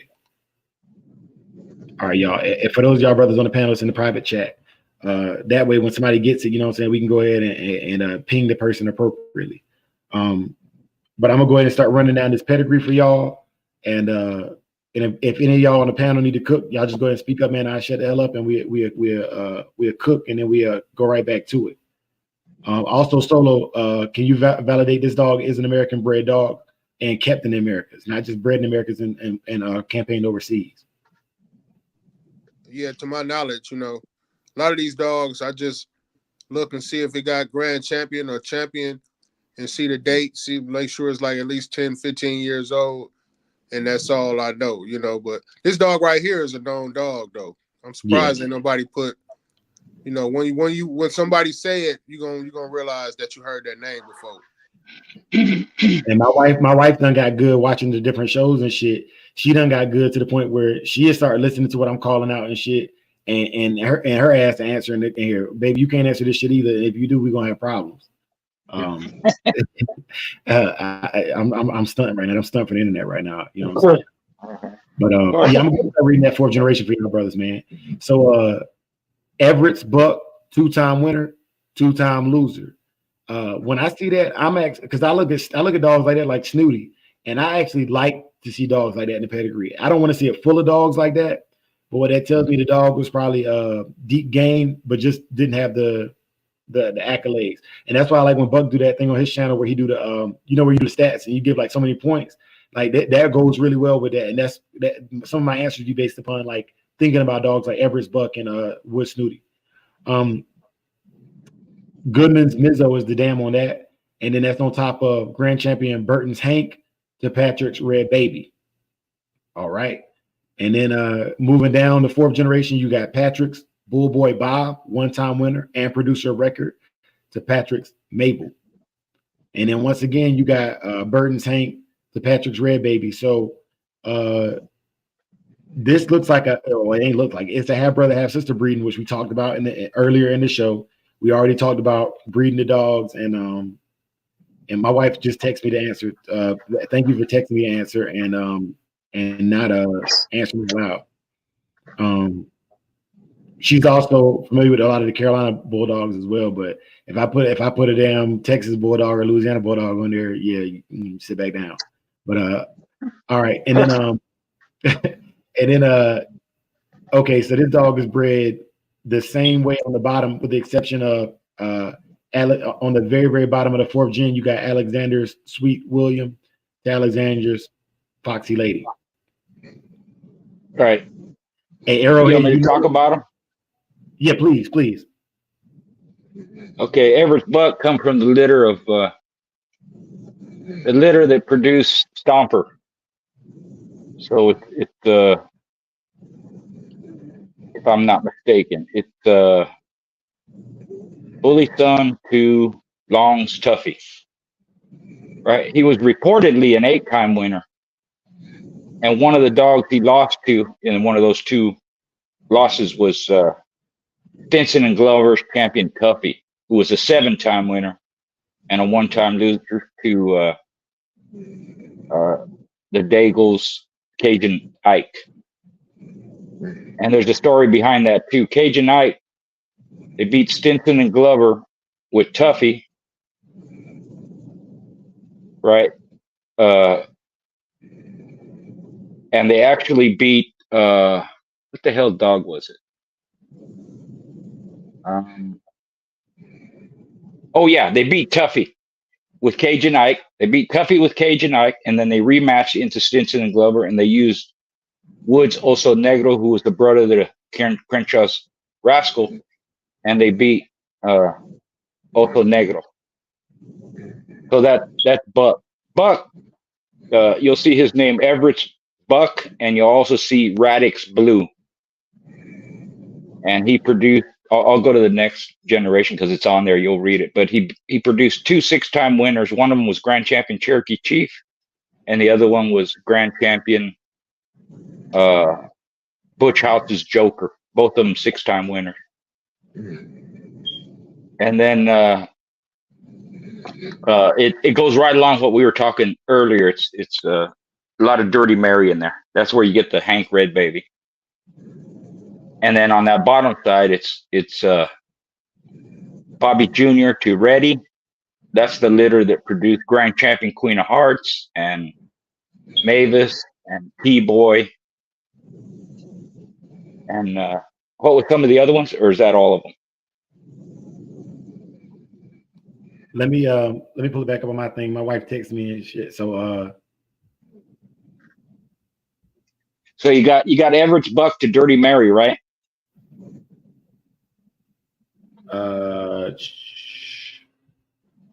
Yeah, you do. Yeah, and then you got Bobby Jr. Then you got Bobby Jr. to Dirty Mary. Yes. Right. And then they took that stuff and they bred Bobby Jr. down at the bottom to Reddy, which is a boomerang female. That's what made Queen of Hearts. Hey, winner, chicken dinner. Arrowhead got it. Arrowhead, you already know I got your cash app because you came to the Digital Dog Show and cleaned up. So yeah, man. Schoolboy, while you was cooking, Arrowhead was cooking too, man. Yeah. Well, I knew this one.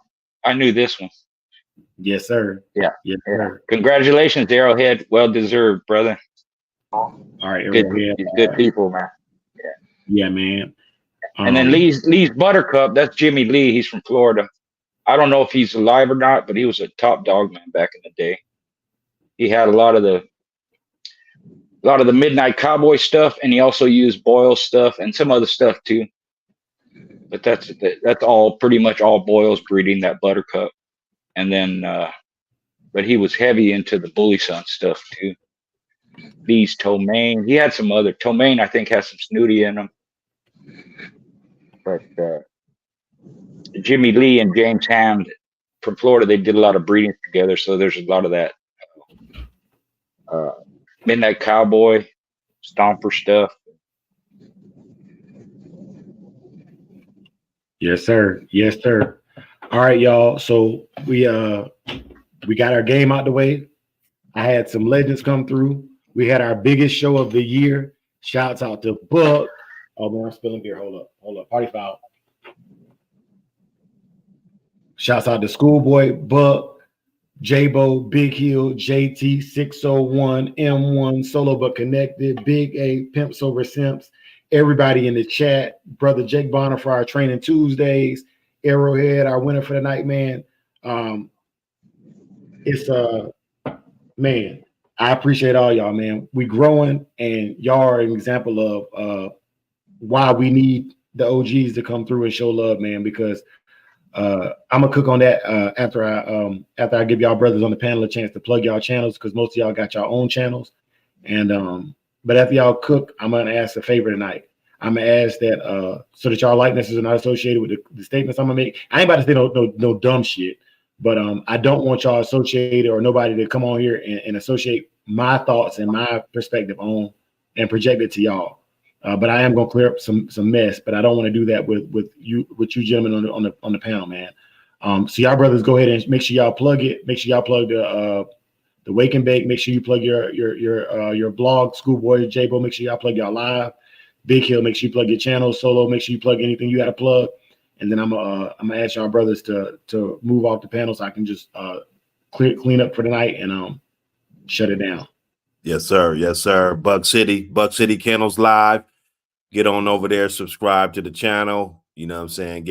Hit that bell, get them notifications. We go up at least, 5 times a week. Unpredictable, good dog talk, you know what I'm saying? Entertainment for you to start the day while you're doing your yard work or traveling across the country in them big trucks, you know what I'm saying? Road trips, you dig? We got the sauce for you, man.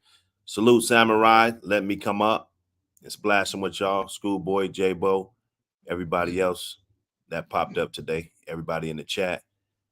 One love. Much respect. Hey, hold on just a second, man. So I gotta do this because Schoolboy bad for this too, Buck. Buck, you gotta plug all your stuff, man. The shirts, the magazine, the memberships, man. Don't leave nothing to chance, man. This is free advertising, bro. Put your shit out. Yeah. Hey, we're gonna talk about it. Just get on over there. We got magazines popping off. We got t-shirts. I mean, it's a bunch going on. The team's still working, they still pushing forward with the breed, and a lot of good things, man. I guess you just gotta know. I can't advertise too much. I'd rather you find out and you advertise for me. You know what I'm saying? So that's what it is. Sir. Yes, sir. Hey, I'm gonna welcome down Ram on the panel real quick too, so he can plug. Ram, I'm also gonna ask you when I start talking about my shit to step down real quick, and then I open the link back up for y'all to get back on there. But y'all go ahead and plug Schoolboy, Ram, all y'all go ahead and plug. Well, I have a channel. Go ahead, Ram. Go ahead. I was gonna plug your channel for you, man. Follow motherfucking Schoolboy shit on YouTube, man. Richard Schoolboy Garcia, he dropped dope content damn near every day. Dope ass interviews from motherfuckers we would read stories about and shit. Wonder how they were and shit. They some cool ass old cats, man. Then of course you could catch me, Schoolboy, Bach, Rastaman, and 7-8 on Patreon, Game Dog Talk. Uncut. We keep it raw and uncut over there, man. $10 a month, come fuck with it. I posted the link in the chat earlier. I don't know if you seen it. I can post it again though for you, bro. Yeah, post it real quick, please. All right, I got you.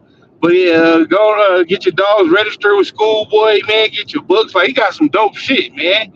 Making me step my game up. I got some dope shit coming for you too. Ain't no books or nothing like that, so don't be looking for no shit like that, motherfucker. I ain't as friendly as Schoolboy. You feel me? Like, I help you, but I also run you over too. You feel me? But other than that, yeah, man, that's all I got. Thanks for having us up here, Drake. Man, thank y'all for being here, brother. Thank y'all for being here. Scoop. Yeah, I have like Ram said, I have my own channel. A lot of different content on there. There's probably over 100 videos. And then of course every Thursday, generally on Thursdays, we're on Patreon, $10 a month. It's me, Ram, 7-8 is the host. So it's 7-8, it's me, Ram, Bakari, and Rastaman.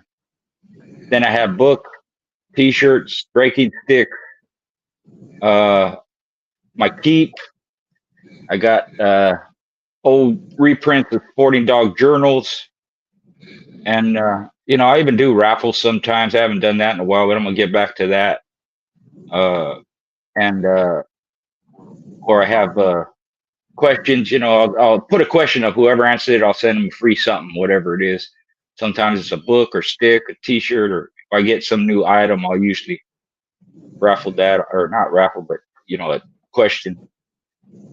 And then I'm currently writing another book, How to Breed the American Pit Bull Terrier. It should be out sometime this year if I get it done.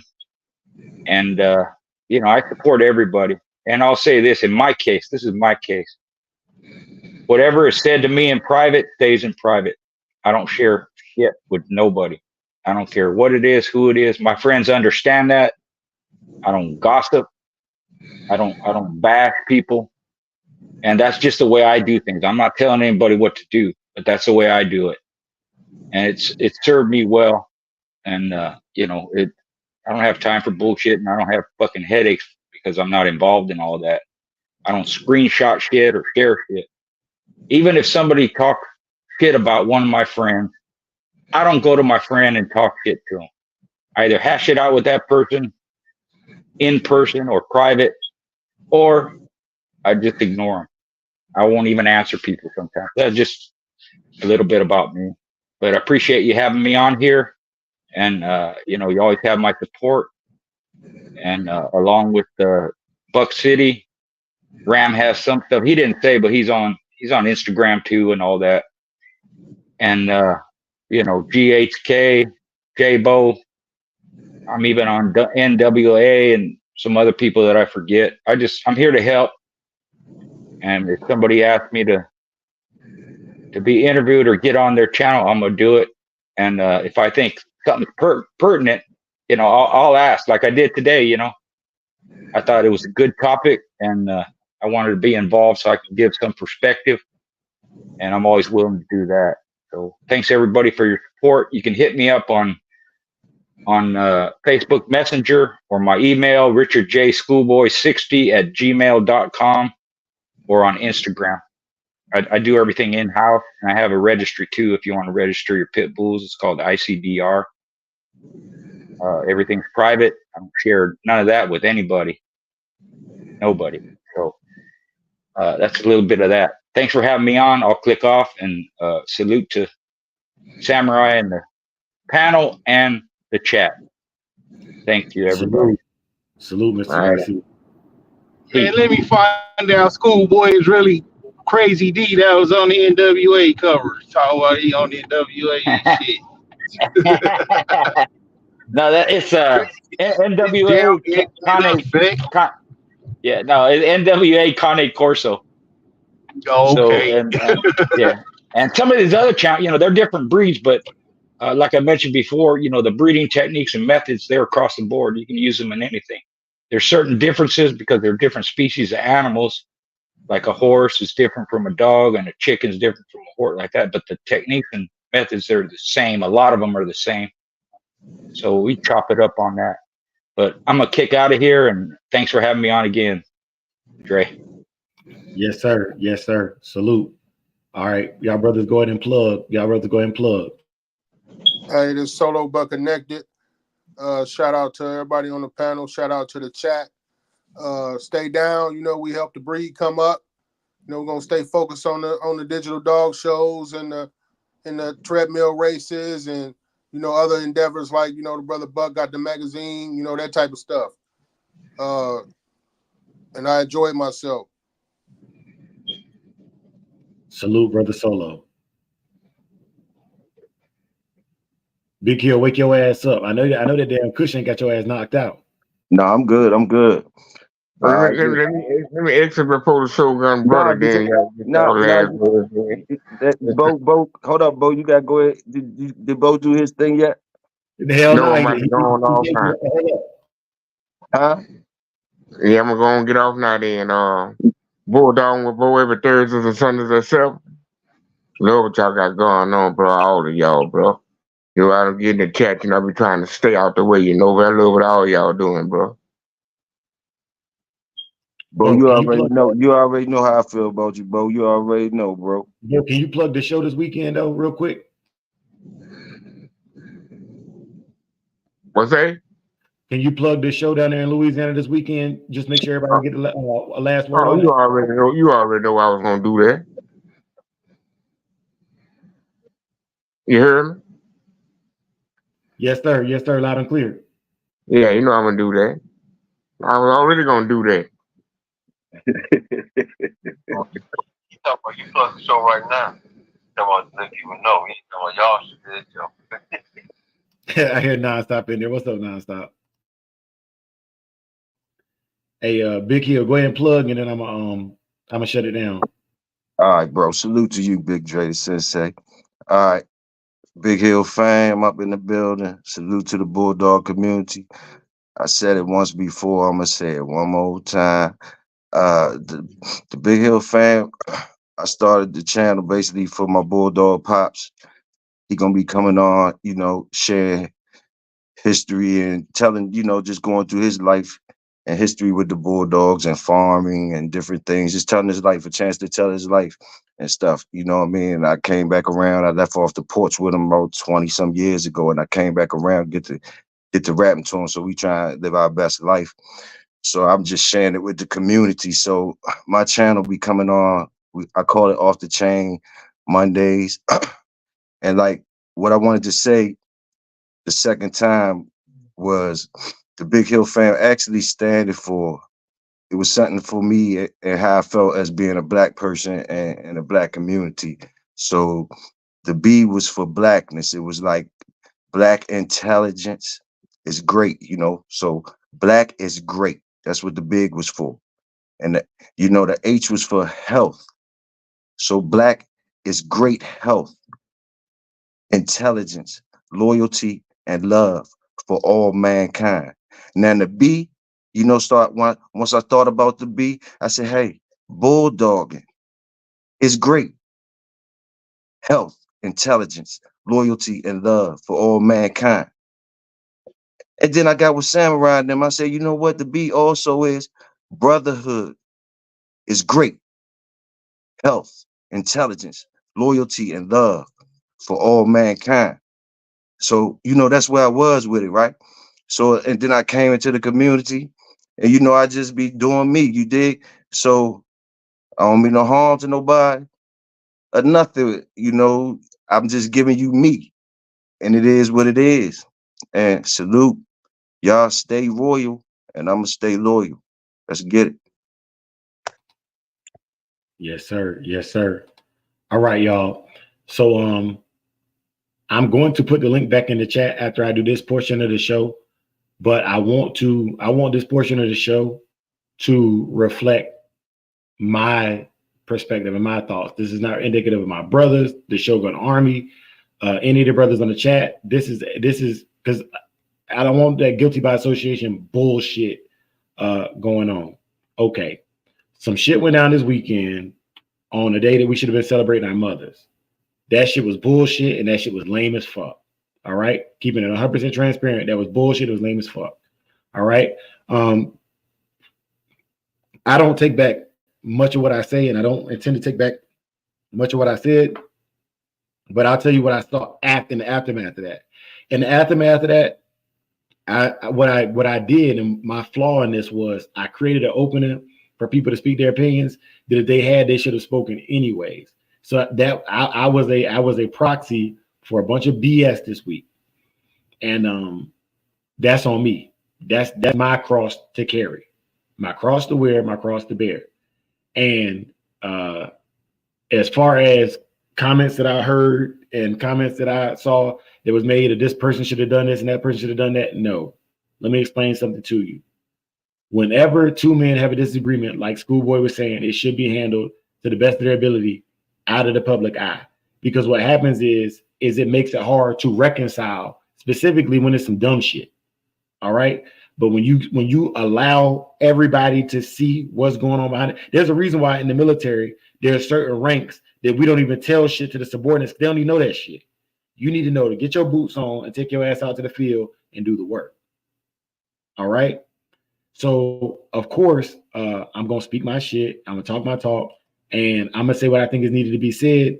But when I speak, it is indicative of my character and what my thoughts are. All right. So, because there's a lot of people who like to paint narratives. I'm like, you don't need to paint a narrative. If you got a question, come to the live and ask the question. You know what I'm saying? But Yeah, that was some lame shit. And I ain't no clout chaser. You know what I'm saying? We did more numbers tonight just having a collaborative unity. We hit 70. We've never hit 70 on this show before. We hit 70 being a collaborative unity of multiple minds, intellects, and channels. And we did that shit beautifully, in my opinion. All right. I told y'all 2 years ago when I started tonight and what we did on in February when we had Rossman and all them on here, that was the goal anyways, was to put a collective of minds together with different opinions, and to be able to produce something that was monumental for the Bulldog community. And tonight is a show that the movement moves forward and that the movement itself speaks for itself. And that's what it is. Now, I know I said I was going to shut it down, but that was a damn lie because I had two brothers send me some pedigrees, and I'm going to honor them brothers by sharing their pedigrees with you tonight, or at least one of the pedigrees that each one of them sent me tonight, and talk about the pedigrees a little bit. So I'm going to kick the link back down in the chat if them brothers want to come on here and speak on that, or any of y'all brothers that was on the panel want to come back. I'm going to kick the link back out to y'all because we cooking and it's good. You know what I'm saying? This the cookout. You know what I'm saying? The grill still got coals on there. You showed up late with your steak. Throw that steak on the grill. Go get you another blunt. Get you another cigarette. And we're going to kick it a little bit longer because I already talked to my wife and I done got permission. I done got my fucking permission slip signed to kick it with y'all a little bit longer. So I'm going to kick the link back to the chat. But I did want to address all the other narratives out there. No, Samurai was on some fuck shit. Samurai did some fuck shit. I ain't have shit to do with my brothers. Ain't have shit to do with none of the other members that I was arguing with. None of that bullshit. Samurai was on some bullshit. And I want to thank everybody who called me. I'm not going to say y'all names because that's private. Y'all call me privately and I'm going to keep it private. But I want to thank everybody who reached out, called, and text to let me know their thoughts on it. You know what I'm saying? Because accountability is big with the Shogun Army. You know what I'm saying? Like, what the fuck? Like, we out here tearing each other down and we're creating a schism so that outsiders can come in and take the block. They can gentrify us with that, man. They can gentrify us with that, bro. And this ain't a black or white thing. This is a we bulldog versus we don't bulldog thing. And that part I played in that was dumb. Straight like that. That part I played in that was dumb. And that's all I'm gonna say on that. I'm gonna put one of these pedigrees on the screen, and I'm gonna put the link back in the chat. So if y'all brothers want to come back on here and cook some more, we can cook for a little bit longer. It ain't gonna be too long. You know what I'm saying? Hey, Wayne Moon said the beans don't burn on the grill. That's correct. That's correct, man. The beans don't burn on the grill, you know. But here's the link. Obviously, if you're not verified, you're gonna have to get somebody to speak for you because we done had some weirdos come through. But I've noticed the wedding process, having dog men for dog men, we've got a better quality of individual that comes through and that rock with. You know what I'm saying? Not saying that everybody ain't good, but we are the best people because that bulldog tenacity, y'all showed it. I also want to give a shout out to those who shared their story, chat about the opioids because some of y'all gonna try to clown or whatever, but I don't think that shit funny. I think when somebody overcomes an adversity, that's a win for the game, and that's what I'm gonna say about that. I'm gonna get this pulled up. My brother Big Hill already back in here, so Big Hill, I'm gonna let you back in there and. If y'all brothers want to come back, you're welcome to come back. But I did not want y'all's likenesses associated with me addressing the mess I was in because my mess is my mess. That's for me to handle. Big Hill, welcome back. Salute. Khalifa Miss and motherfucking Dangaroos. That's what it is. And I'm sipping on some whiskey with I made my own half and half, lemonade and iced tea and shit. You feel me? Put some whiskey in that shit and it's blowing. Listen to the talk about some bulldogs and shit. Yeah, man. And I want to share this with y'all, man, because the brothers was kind enough to share it with me. And I had texted them back and told them I was gonna share it and we're gonna kick some pedigrees on it because why not? You know what I'm saying? Big Arrowhead came through and raked up tonight, you know what I'm saying? I ain't gonna lie to you, I want $2 out of him for going right to the casino 15 minutes down the road because I'm a blackjack player. And if y'all play poker, I'm interested in learning the game of Texas Hold'em. This shit is taking forever to load. That's what takes all. Big salute to you, brother. HQ to you, brother. Yes, sir. Big man. something, bro. Help me out. Help me out. I'm stale right now. I'm over What's wrong? I here hear fighting. you. I tell you. Oh, okay. Ain't that who we got in the building? Everybody's still in the building. Yeah, we That's still cooking, kick man. it. We still cooking. That's We kick it. 55 deep in. 55 deep. I'm actually Going bored. hard, but what's the big dog? Going hard, Mike. Go Can ahead. you hear me? What's up, Mike? What's up, bro? What's up? What up, Dre? Shit, can't call it Mike Sparlet. Hey man, I just wanted to just come in, man, and just show my appreciation, man, and see how you just step up. You know what I'm saying? That's big, bro. That's what we need. I mean, I like to see us all, looking beyond everything and still represent each other. That's big. Just keep doing what you're doing, man. I just needed to let you know I'm still here, fam. Appreciate it, man. Appreciate it, man. And yeah, man. The military and us, bro. We already understand. That's not for them to understand. Nah. You know what I'm saying? That's not for them to understand, man. Salute, brother. All right. I just want to let you know. You know where I'm coming from. Yes, sir. Yes, sir. Big shout out to everybody out there in the chat. Keep bulldogging, fam. Yeah, man. Y'all, I'm still trying to get this pedigree. Well, I don't know what the hell going on with this damn pedigree, bro. I'm gonna get it right though. I'm gonna get it right. Anthony Welsh, are you good with me just reading it off?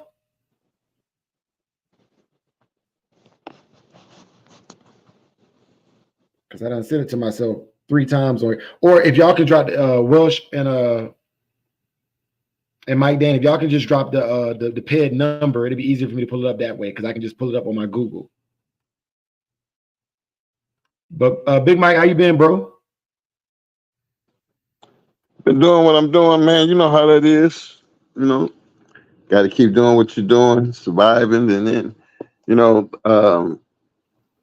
I just didn't think it's big how we all trying to get things headed in the right direction. I like the Buck show today. He had some good things going on. He cooked damn near the whole damn day. But you know what I mean? But it's interesting, and that's what I like about the shit. Because you're getting different point of views, and actually sooner or later we're gonna get something done. And that's how this thing works. It all might start out a little shaky, but you keep going at it, it gets better. Yes, sir. Hey, I also want to say, man, I appreciate what I was watching. But like I said, I've been involved in mess. So when I'm involved in mess, man, I try not to bring it to y'all's chats. And the young man that was on there earlier, I could hear his passion. And I think sometimes the tough love is needed. The tough love is needed, man. And I hope that young man is as successful as he wants to be. I do. It was rough listening to his responses to the elders because I don't know, man. Like it's just there's a way to talk to the elders, man, and this is my opinion. This is Dre's opinion. And all my brothers are older than me. You're older than me, man. Even we have our spats. Like it's I don't know, bro. I just think about somebody talk to my grandfather or my father like that, man. I don't know. I can't operate that way, and I'm gonna leave it like that. But the thing is, being older and understanding that, you just don't give up on them, man. I'm not a believer in giving up on people, And then you as a drill instructor, you already know what that sounds like. You know where that comes from. Yeah. Tough love, but they got to be there to receive it. You know what I'm saying? The quitters, like that man standing in the corner. You might as well just go ahead and jump out the box because you're standing there looking, and this show is over. Yes, sir. Yes, sir, man. And it's man, I don't want that man ostracized because there's so much knowledge that he can gain by being allowed to come around and learn the etiquettes, the etiquettes of dealing with people in the dog game. Because like I said, man, and I tell y'all this, I don't think it's a cop out or even a weak to say that, man. I get my damn feelings sometimes, and bro, I'm 34. You know what I mean? And I get my feelings sometimes, bro. And I do want to share this with y'all. Also, welcome Brother Wayne Moon to the building. Man, let me shout out real quick. Brother Wayne, what's good? Salute to you, brother Dre. Salute to everybody on the panel right now and everybody that's hung around. You know, it feels good to know that there's somebody else breathing like me in the world. You know, and you know, I can't believe how the lines ain't packed every time any of these dog shows come on. You know what I mean? Like they forget who we really are in real life. We really do this. You know, we the real men behind this stuff in real life, man. It's a pleasure, you know.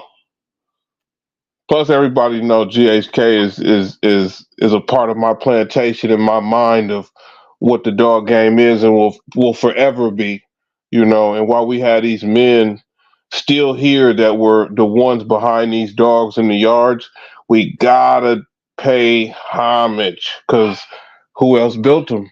Who else built them? Y'all built them, so you already know. You already know. Salute. Salute. Hey man, Brother Wayne, I also want to clear something up because a lot of people don't realize this. There was some people mad about the interview that you and Sir did. They thought they was like, oh man, they trying to go at Dre. Can you please let them know we talked about that interview and I told y'all we wanted to make it a provocative interview. You know what I'm saying? It wasn't like you was like out to get me. I told y'all we needed to get deep. That was an agreed. That was previously we went over a question list before that interview even happened. And I don't want nobody misconstruing it. Like we're not afraid. Brother Wayne and I have had some good ass conversations. Neither one of us is afraid of the tough conversation. And I really hope that that some of us can get there to that point. Always about the dogs, but also about being man in the dog. Welsh, I got to pull it up too, Welsh.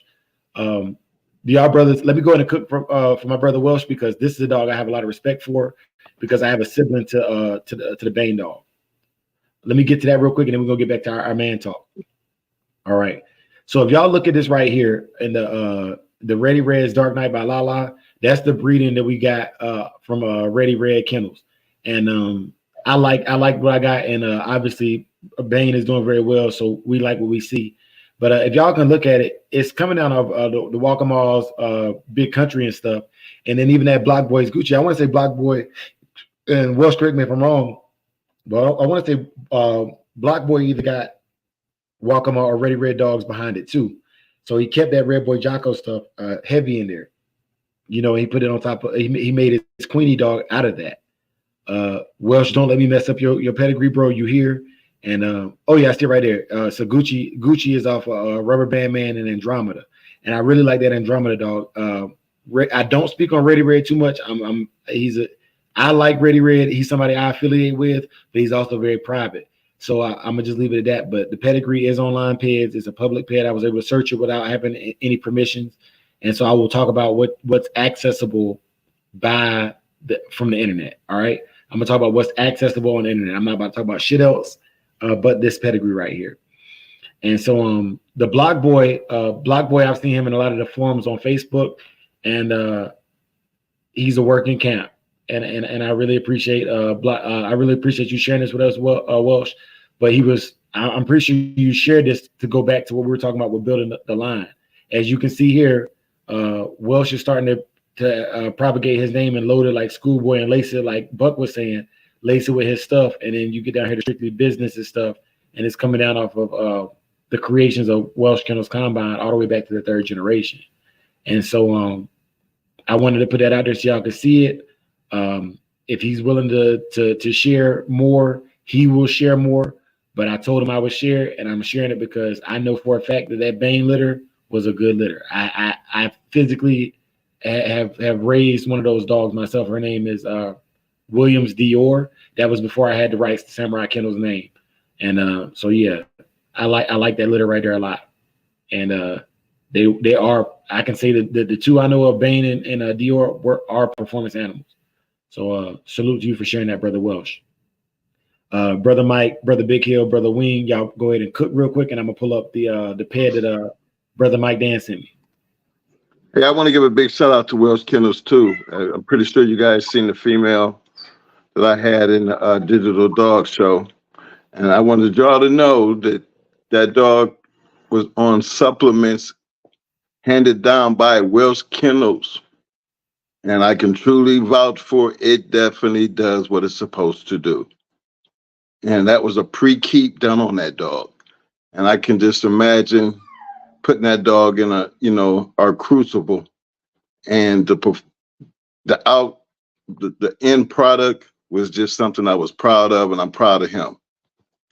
So big shout out to Welsh Kennels.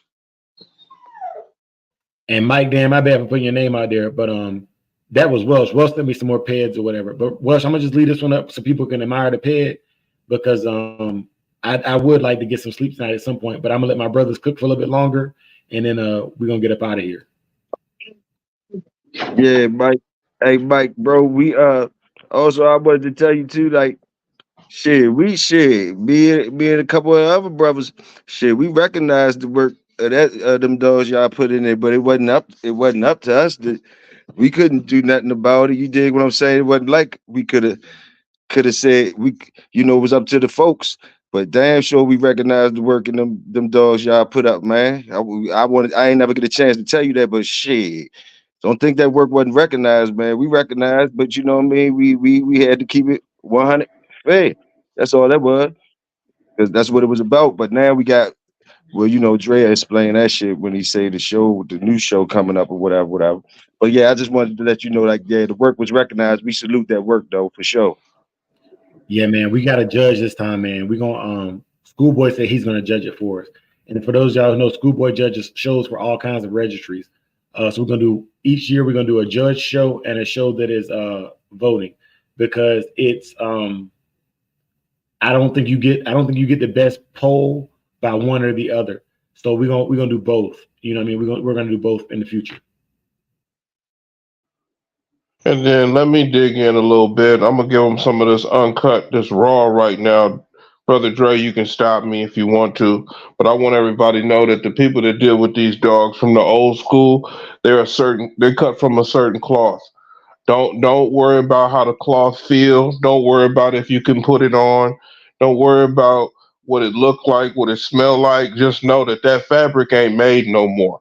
So there's no reason to even say, well, I'm not gonna listen to this old head, or he don't know nothing about today. Put it like this. This dog is the American Pit Bull Terrier. And if you're not talking about how this dog performs, its traits, its characteristics, and how you're trying to make it better, step back off the people. Because when it comes down to it, it's about the dogs we make it. Now, some people might not like to hear this, but if you ain't using the dog, you're way off track by even having anything to say about an old head, because they was using dogs. They was using dogs. They weren't abusing dogs. They were using dogs. They were using the dogs with the best characteristics. They were using the dogs with the best intellect. They were using the dogs for their process. And their process was about making grand champions. I don't care what nobody say. You're not going to feed no Alpo. You're not going to feed no bullshit to a dog that's bringing home that bread.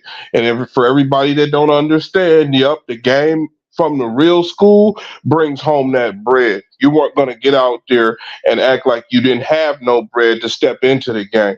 So the school that came under the Buck Rogers dogs, and the dogs that all of a sudden were about to take over and then all of a sudden flipped, you guys got to remember, Victor and them, they love GHK. They love, there's a love that we got to do. We're doing it now. We're doing it now. We're getting stronger now. But somebody like me, I done crashed out a couple times. But see, it's in a situation where you guys don't want to come to. You guys don't want to be that one. Salute to my family that just got shot up by Popo, because we in that situation. But you guys don't know what it's like getting the house to go fight, getting the house to do the thing in, or getting the drivers to pick everybody up and everybody meeting at certain spots. You guys don't know what it's like. None of y'all know what it's like, because we know who it is. So therefore, when you come down into the sewers nowadays, take the flashlight from the old head. Just take the flashlight. He gave you enough light to come down in there. When you get down in here, look around a little bit and ask questions. As soon as somebody says what they got to say, take it for a grain of salt, because you're going to have to experience it for yourself. You're going to have to get your dogs for yourself. You're gonna have to breed your dogs for yourself, depending on how far you want to come down in here. But don't play in this game and think it's a game. You know what I mean? So even the interview we had, you guys should know that we making plays behind the scenes now. We're organized. We got this thing. This American Pit Bull Terrier done almost strategized into a whole new process, and we're almost there. We got about 4 or 5 channels that are about to lock in and link up and come like Voltron on you. We're gonna come like Voltron on y'all. So that's what we doing right now. So we just getting stronger, you know. And Dre, I gotta apologize to you because I got a lot of calls about that. But we're gonna talk about it. I got we're in real time over here. They're getting loud. Hold on. Yes, Go ahead. So all of y'all brothers on the panel in the chat, brother MK Knitfit asked a good question. And y'all know I run a lot of Bully Son dogs, but I can't honestly answer this question because I wasn't there when Bully Son was campaign. He says, is Bully Son truly the #1 ROM dog? And on the ROM list, I want to say that he's not. What's y'all take on that? He's not. I'm gonna look at it. He's not. But does he understand Eli Jr. was his brother? Hey, So I'm sorry to interrupt you, brother Mike, but they did a show on this. They did a show on Eli Jr. versus Bully Son. So I'm gonna let him cook on that even more. But yeah, man, make sure y'all go back and check that show out. yeah, I mean he plays a whole lot in the whole makeup of all the shit that Carver and Boudreaux did. But it's just how you look at how they were bred. And that's what mattered. Bully Son, he played a major part in a lot of these breedings. But did Eli Jr. get bred as much as Bully Son? And look at the difference with the dogs. Just go back and check out our show because we kind of got into a little detail on it because it was something that everybody had that same question. So I always felt it was a good question. But that's the past, and the past has a history. As long as you got a past with a history, you can look and do the research yourself and make your own decision. We put it out there. We put the information out there for you to start and look at. And here it comes from people who was back in that time period, people who actually had dogs off to these dogs. So when we have those type of conversations, and we talking about moving into the future, so you can look back into the past and you have at least somewhere to start and look for yourself and understand why we're talking about it. That question right there would be easily answered because there were so many more dogs that was so much better when it came down to the lineage of talking about the top ROM dog. So good question, but Bully Son, he would be in the top 10. I put it like that. That's good enough to be in the top of 10 of all. That's good enough for real. That's good enough. And so man, it's kind of hard for me to say that because, and this is why. Let me clean this shit up real fast. So Bully Son is in Honey Bunch, is in Jeep, is in Tab, and so I don't want to misconstrue his offspring and his descendants. Man, he produced well, but the dogs after him produced just as well, if not better. Yeah. But brother Dre, you got to remember, OG's talking about time frames too. So a dog is only going to last about 8 or 9 years at the most. So you got to make sure that you split the time frames up. So when did the offspring overlap into, you know what I'm saying, that era, or did he rule that era? I think he kind of ruled his era. Understood, brother Wink. And that's why I got y'all on here because like I'm I'm not gonna fake it to make it with this shit. That's why I told my brother MK Knitfit I was gonna ask the OGs, and I asked y'all, and I take what y'all say because I just wasn't there. You know what I'm saying? Like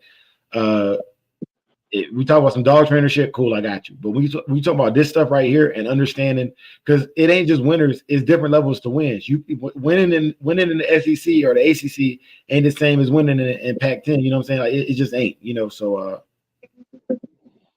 I just A feel as good, though. oh yeah, go ahead. Go ahead, Wayne. Go ahead, Big Wayne. Okay, appreciate it, Big. Check this out. GHK, Big Mike. There was a time when, that's why I brought up Sassy, because I felt like, sometimes we look and see where the big dogs came from, or the number one dogs came from, and then we forget there were some other ones that came out in that era too. And I thought Sassy came out in an era where she had the yellow, you know what I mean? Like, could you speak on how when she came into the picture? Well, back in that time period, remember everything started with Amber. Remember, Amber was the purebred red boy dog. Mm-hmm. Red boy in her second generation. So you look how we came up with Sassy. And remember, you guys were talking about creating bloodlines. We wasn't trying to create a bloodline. We were trying to create a certain type of dog, match dogs, with a certain type of trait. Now remember, Sassy was cold. Amber was a match dog. Sassy was the cold dog. But because of the way she was so tightly bred, look what she produced. She's a big part of the going hard dogs. Because where did the back end shit come from? We know it didn't come from Sassy, but look at her parents.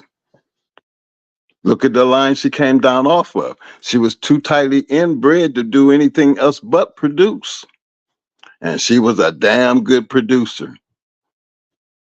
So I'm a fan of finding out what you want, knowing what you want. And so what, a dog is cold. We loved our bitches. But one of the things we actually did with those bitches, you look how them bitches was bred. You wouldn't be surprised to see a brother sister breed. There has to be a reason why what are we trying to tighten up? What are we trying to move forward with? See, those are the crucial moves, because you don't want to waste 5 and 6 years waiting to see if something's going to work. That's why we were so stuck on being private. We didn't have to get rid of dogs. We didn't have to sell dogs.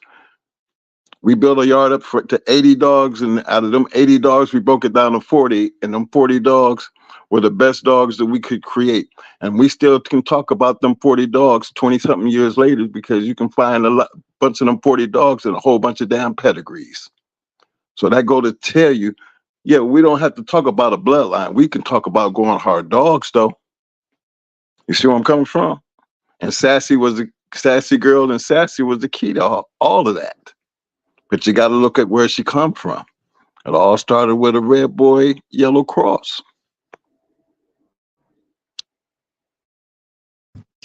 All I know, man. I don't know probably a quarter as Wayne or Mike, but I could tell you from a youngin', as a teenager in the '80s, Bully Son. I was all around the Bully Son shit, and that always been a measuring stick. Uh, Bully Son was even a measuring stick for the Zebo to me. My Bully Son shit is gonna show you if you got some good Zebo shit. So, cause a good Zebo joint that can handle my Bully Son joint, you got a hell of a dog. Boom. And I didn't know nothing about Eli till I got older and knew that's what the Bully Son stuff was down from. So the old heads just call stuff like Eli. Or they'll say like Pops. He don't know nothing about no names and pedigrees and stuff. So he just knows stuff like Carver, or he'll say Bully Son because he a Bully Son man and stuff like that. He know. And red, he'll say red dogs and black dogs. He'll stuff say so. I came up underneath of him. So all I know is my measuring stick was Bully Son through him. So because we making shit dance. We when I was a teenager, we gonna see if you got a good dog or not. So a lot of people use that shit as a measuring stick. And to this day. Now Eli Jr. I heard about as I got older, but I think it's just because breeding A lot of people had Bully Son. It was popular, more popular. The real people that was into dogs and doing those type of things, like deeper into it, they knew about Eli Jr. You know, the popular people, I mean, the regular people, everyday people probably knew more about Bully Son. You know what I mean? So it kind of went, that's another thing too, you know. So a lot of it go with breeding and how Bully Son dogs were bred. They're more popular. They get in the hands of people that really don't know what they're doing. So he gonna end up with more fucked up dogs. You know, Eli Jr. wasn't getting out like that, so he gonna have more better dogs. All that take parts in these dogs. And I don't, like I said, I don't know a lot about that shit. You know, I can just tell you like basic 101 shit. But that's where I'm Well, at with check it. this out. Check this out, Big Hill. Remember when you said there's a language that we speak in, right? Remember how Yes, you was sir. like Yes, before sir. you was talking about the language? Well, check this out. Yeah. This is what OG said. OG said there was a cold bitch and a cross that they found inside the blood. And once they said, no, we gonna cross it with Blase Skippy, that's when all of a sudden all these going hard dogs came about. So if you look in your pedigree, what you want to do is find where the cross is. Okay, you find out where the cross is, and then you find out where the females came out because those females started produce those traits into those new dogs. It's not the I don't know. Yeah, maybe OG can say it again, but Oh no, no, when I they was following him. I was following him, man. I'm following you. I ain't Big going nothing. Hill, check Yeah, it out, bro. yeah, You go in the going hard shit. There's a couple dogs you're gonna always see. Zebo is one of them. that's yeah. right. Y'all We gonna, did a yeah. show on And it. the good dog, Zebo and on the good damn dogs. near everything. Yeah, I understand. And when you see them good dogs, usually they mess with that Zebo. It's gonna be down at the bottom in that little back corner. You know what I mean? But If you you got a might good you one. might have you might have the bitch though that's on the right cross. See, that's what you kind of want to look for. See, that's why I bring up Sassy. Sassy came in at a great cross. Shit, that bitch was everything was ready. Yeah, I mean, there was going to be no discussion. yeah. Once they found out about the Zebo, see, that's what I'm trying to tell you. See, what I know about Zebo is like the difference is because they had the same stigma about them as the Eli dogs. Like they had a time clock up their ass. But like it's really, but they had more. See, Zebo was a cross anyway, because he gonna go back to that red shit. You dig what I'm saying? He gonna go back to that red shit. So that's what he got in him.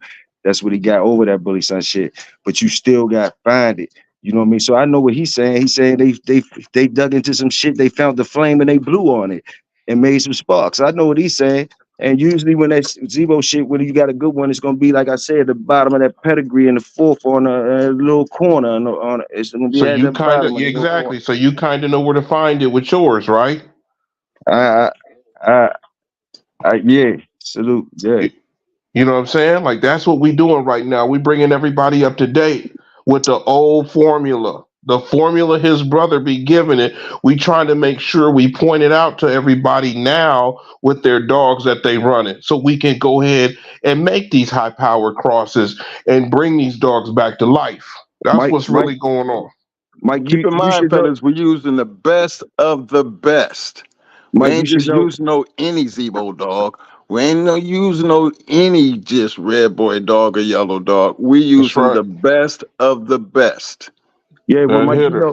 you remember I'm the one told you on the back street about Zebo going back to that centipede dog through my dog Hydro. You remember I That's told you right. about my dog You sure Hydro. did. You know what I mean? So you know what Hydro, you know what the work he did. So boom, boom, boom. So that's where I'm coming from. So that's all it is. And Hey, as long as you keep doing it, remember, the thing is, you to make it like you want it, you got to keep that same frame of mind that made you do what you did. You know what I'm saying? Because you always, at some point, you got to go use it out. You got to use it out. Oh Hey, yeah, I wanted to for go sure. ahead and say, like, y'all just answered the question that was asked back on the segment when Schoolboy was on here, because that question was asked, if the father's traits go through or the mother's traits go through. So my little nerd ass is sitting here like putting shit together for breeding programs. So yeah, man. Now y'all seen we do brother sister breeding. We take daughters back to daddies. We done done it all. But we, there's purpose behind the breedings. And if you look at the papers, you'll understand. When I look at papers, I be trying to, Most says that he say, now, why did they go do this? Why did they take that dog and breed to that dog? And you go back and go find out why you think they did that. So do this for me, Big Mike. Hey Drake, can you can you put up a pedigree and let Mike show, talk about that pedigree for me? You know what I mean? If I tell you a name, look up. Yeah, I can do that. So look up Wagner's Axel. Now, Mike, this is the father to that hydro dog. This is the father to that hydro dog. Now, like I say, I was a youngin' back then, so like I'm just putting dogs together. But you can see the work before me. Before that's the father to my dog. So that's not my work. So, but you would understand more than me what the work was, because I hear you saying out and all that. So I'm gonna let you break down the work for me. Like that's did you get it up there, Dre? That's it. Yeah, let me blow it up real quick. All right, so let me read this because this is small as hell on y'all phone screens. But Is that Alonzo dog? It is. Alonzo's Mike 2-time winner to Rick's Thistle, grand champion Adam Zebo, 7-time winner registered merit. I guess it's pronounced Colopy C-Train, Patton's Mojo, Bruce Brewers, Stubberfield's Kizzy, Zebo again, Queenie, obviously champion Queenie is in there. McGee's Monzon, STP's little Maggie, some more Alonzo blood. Yeah, man. And because I asked Scuba about Alonzo blood like a couple months ago, because I see it in a lot of Carolina pedigrees, but I wasn't familiar with it. So I'm gonna shut the hell up and let y'all brothers cook. Well, first of all, y'all got to understand who Lonzo Pratt was an ex-Marine. Lonzo Pratt, it was a serious bulldog man. So if you go back into that 5th and 6th generation, you can understand why Lonzo bred dogs the way he bred. Because remember, I always told you guys to follow, get used to the person's name. And then go find out why he was doing what he was doing. In that pedigree, when you see Lonzo popping up, look what Lonzo was doing. You just go back and remember Lonzo was up there with Mike. He back there with Zebo. You got Stubbyfield back there. Didn't he build Vindicator? Yeah, he got a whole right. bunch of them back there. Yeah. You got Queenie, little Maggie. You got Elvis. Man, you that 5th generation will shock you because you're gonna still see some more Zebo back there. That leads up to everything that he was doing moving forward. But see, the thing is, when you get out here and you see these ROMs and what McGee was doing, and if you notice what McGee did with little Maggie, you see McGee did little Maggie with the 2-time winner with Monzon. So they had something that they was working with. And if you're trying to keep it, if you're looking at it, where's the out at? You're going to see a whole bunch of outs. Yeah. But you're going to see how them outs is matching what they doing. See, you can't see it in the 4th, but you'll see it real clear in the 5th. And you can see it a little bit better now if you're looking at from the 4th to the 3rd and then come up to the 2nd. The thing is, we still get results. See, when I'm looking at Bo Duke dog and the Corky dog, because y'all know how I feel about, when shit go black. Back in our time, we wouldn't let shit go black like that because I'm trying to match everything they doing in the 4th and the 3rd. And even if I don't do nothing but get at least something in the 2nd. Well, we still got a ROM in the 2nd. But once you breed these 2 dogs right here, whatever they come out with, everything that you see in the 4th generation gonna disappear. You see, that's what we tried not to let happen. Because we are still building our yards off of performance dogs. I want my 3rd to look like that 4th. You know what I'm saying? I want my 2nd to look like that 3rd. Because you notice what And just you still see what you're still seeing in the third generation. You still got match dogs in there. that's right. And just for the purpose, y'all don't forget, just because it's black don't mean them dogs weren't gonna put in that work. No, nope. The thing is, Not every dog is a match dog. not every dog is a match dog. That's what makes you have to go back and look at the fourth when you're looking at the third. You got to look at the fourth looking at the third. Yeah. Wayne, I'm glad you said that, man, because I was gonna say, man, it's some people that didn't report, and it's some people that like you said, just because it wasn't match quality on their yard doesn't mean it wouldn't have performed well. Once again, let me go and put the disclaimer right there when we talking this shit right. Yeah, but just like OG said, if it's that person, and when you see that person's name, you know. Go see if You just gotta know. You just gotta know. Go in the offspring, see how they was breeding them though. Like I don't know. I'm just curious now. Anyway, I know mine ain't up there, but just see, and then see some shit. It But might Big Hill, be. you got something that come down from this though? I had a son off of that back in the day when I was a teenager. Back in, I think I was. I was son of that. He didn't do that much breeding either, but he still got some winners. And I don't think people know it's hard to keep a line going. I don't care how good your dogs are. You know what I'm saying? Especially if they're real good, it's even harder. I still got some heavy Elvis and squirrel shit. Yeah, because like you said, Wayne, it's only got one page. Yeah, man, it's I'm seeing a lot of the big gym stuff, a lot of the shiplet stuff. Pretty much it's heavy shiplets crosses. I wanna click on this champion Triumph right here, Triumph City's Kennels Ranger, and kind of see what that's looking like.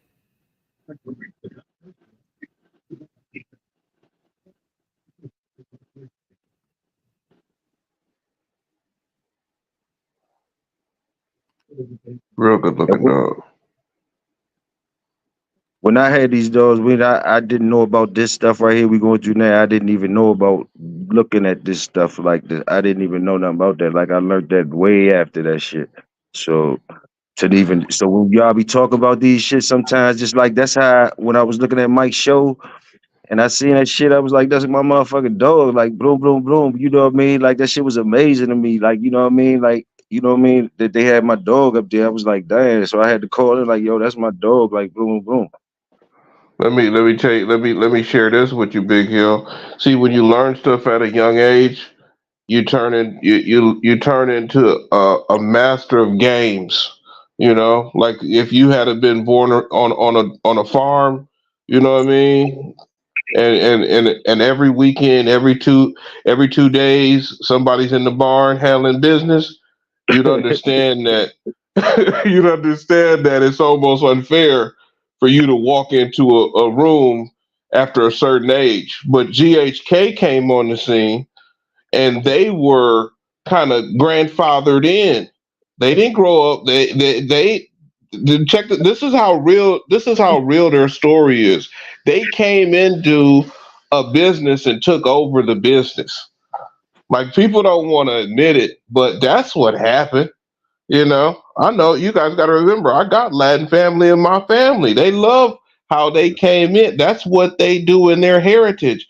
But when we look at this American situation we're in, when a black man goes into anything that's been already established and changes the whole dynamic to something better, they want to make sure they knock them down and take the credit. That's all.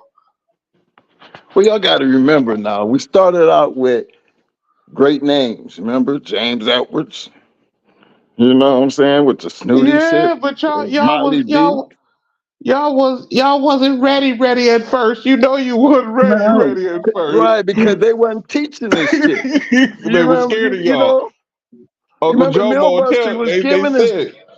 Henriel, Victor, they were scared of y'all. They were scared of y'all. Well, that's what the mistake they made when they was in Carolina, because they didn't think even though we didn't have the knowledge, they did have good dogs. Y'all kept working too, you know. Y'all kept working. How we learned. When you got around good people Close your mouth and just listen and watch. Why you think we bugged everybody out when we jumped outside that circle and got in there with them Latin boys? That's what blew up the game, because we brought in a whole bunch of other people. And you got to remember, if you really look at Mayday, who actually made Mayday famous? You know y'all did. Whole bunch of brothers. Not just us, that whole circle. Everybody that was in that circle. That's why we had all that Mayday shit, because we was all in the same circle. Victor was selling them dogs out there and we was doing them.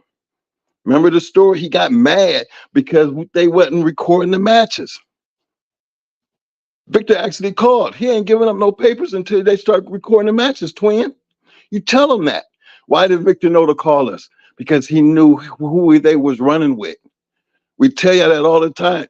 We run around in a circle and we was cleaning up house. Look at the names. So those are the little things that I be trying to get people to look beyond who we talking about and just think about what we actually were doing. You can't change none of that. That's already etched in history, but you can go back and learn by what we sitting here trying to tell you. This is what was done. Now you can move that all the way into the future and don't have to be out here matching dogs, because the blood ain't gonna never change. But you got to know what you're looking at when you're dealing with a good bulldog, and know what that drive look like, know what that attitude and that body, that, you know, that a will to want to just be a real bulldog. That trait, that's what we breeding for. That's what we looking for. Not all of them got it. But if you ain't in the market to be out here selling nothing, but to create the best thing to sell, that's the best way to do it, is create something that's going to work for you. Because if it works for you, you're going to have to give me one good reason why it can't work for somebody else. Because our dogs could actually work for other people. That's when I knew we had good dogs. Because it wasn't just us winning with them. Now other people, and you couldn't get no more private than we were. We were very private. Only certain people got their hands on them dogs. But everybody who got them dogs became successful. And that's when, as an old man, I can sit back and look on that when Moby talking about it. That's why he has so much passion to trying to tell y'all. He's giving you the damn recipe to exactly how to do it. There go his receipt. You might not like it, but it is what it is. And guess what? He can still look all them years later and still see his work. Why wouldn't he want to share that with you? Because if his mind is about preserving the game, then who's the game except for the people that's supposed to be moving it ahead? If ain't nobody gonna teach them, then they don't have an excuse. Because why do you think we come on every Tuesdays and Fridays? Because we got something to say. When that time runs out for us, it's going to be over. We done said all we can say, and we done all we can do.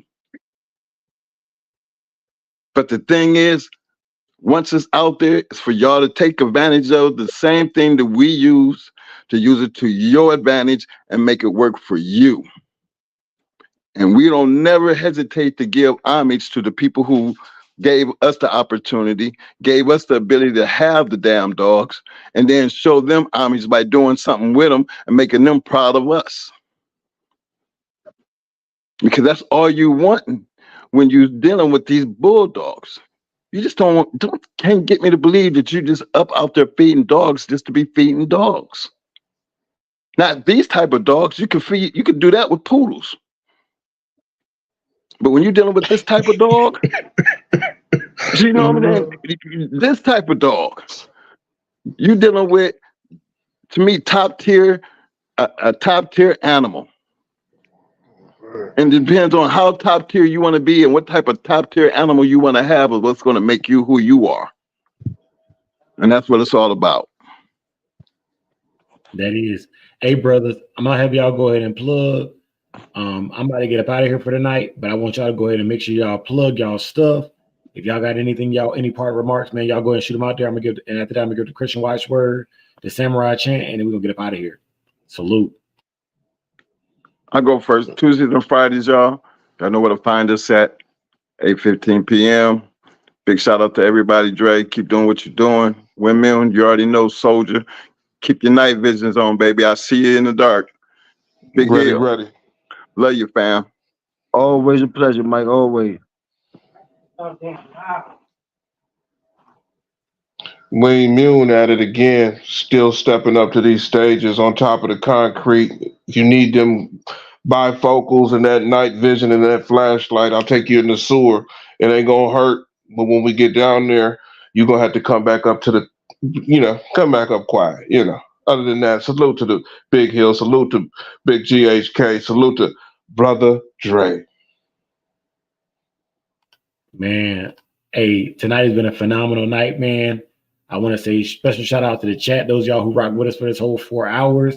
Shouts out to everybody who came through, everybody who commented, because whether you comment or come over here and get your voice heard, you're heard, and we appreciate you. I want to make sure I leave y'all with a peace and blessing. So may the Lord watch between you and me while we are absent, one from another. Amen. For the love of the dogs, for the love of the game. Game. And we out, y'all.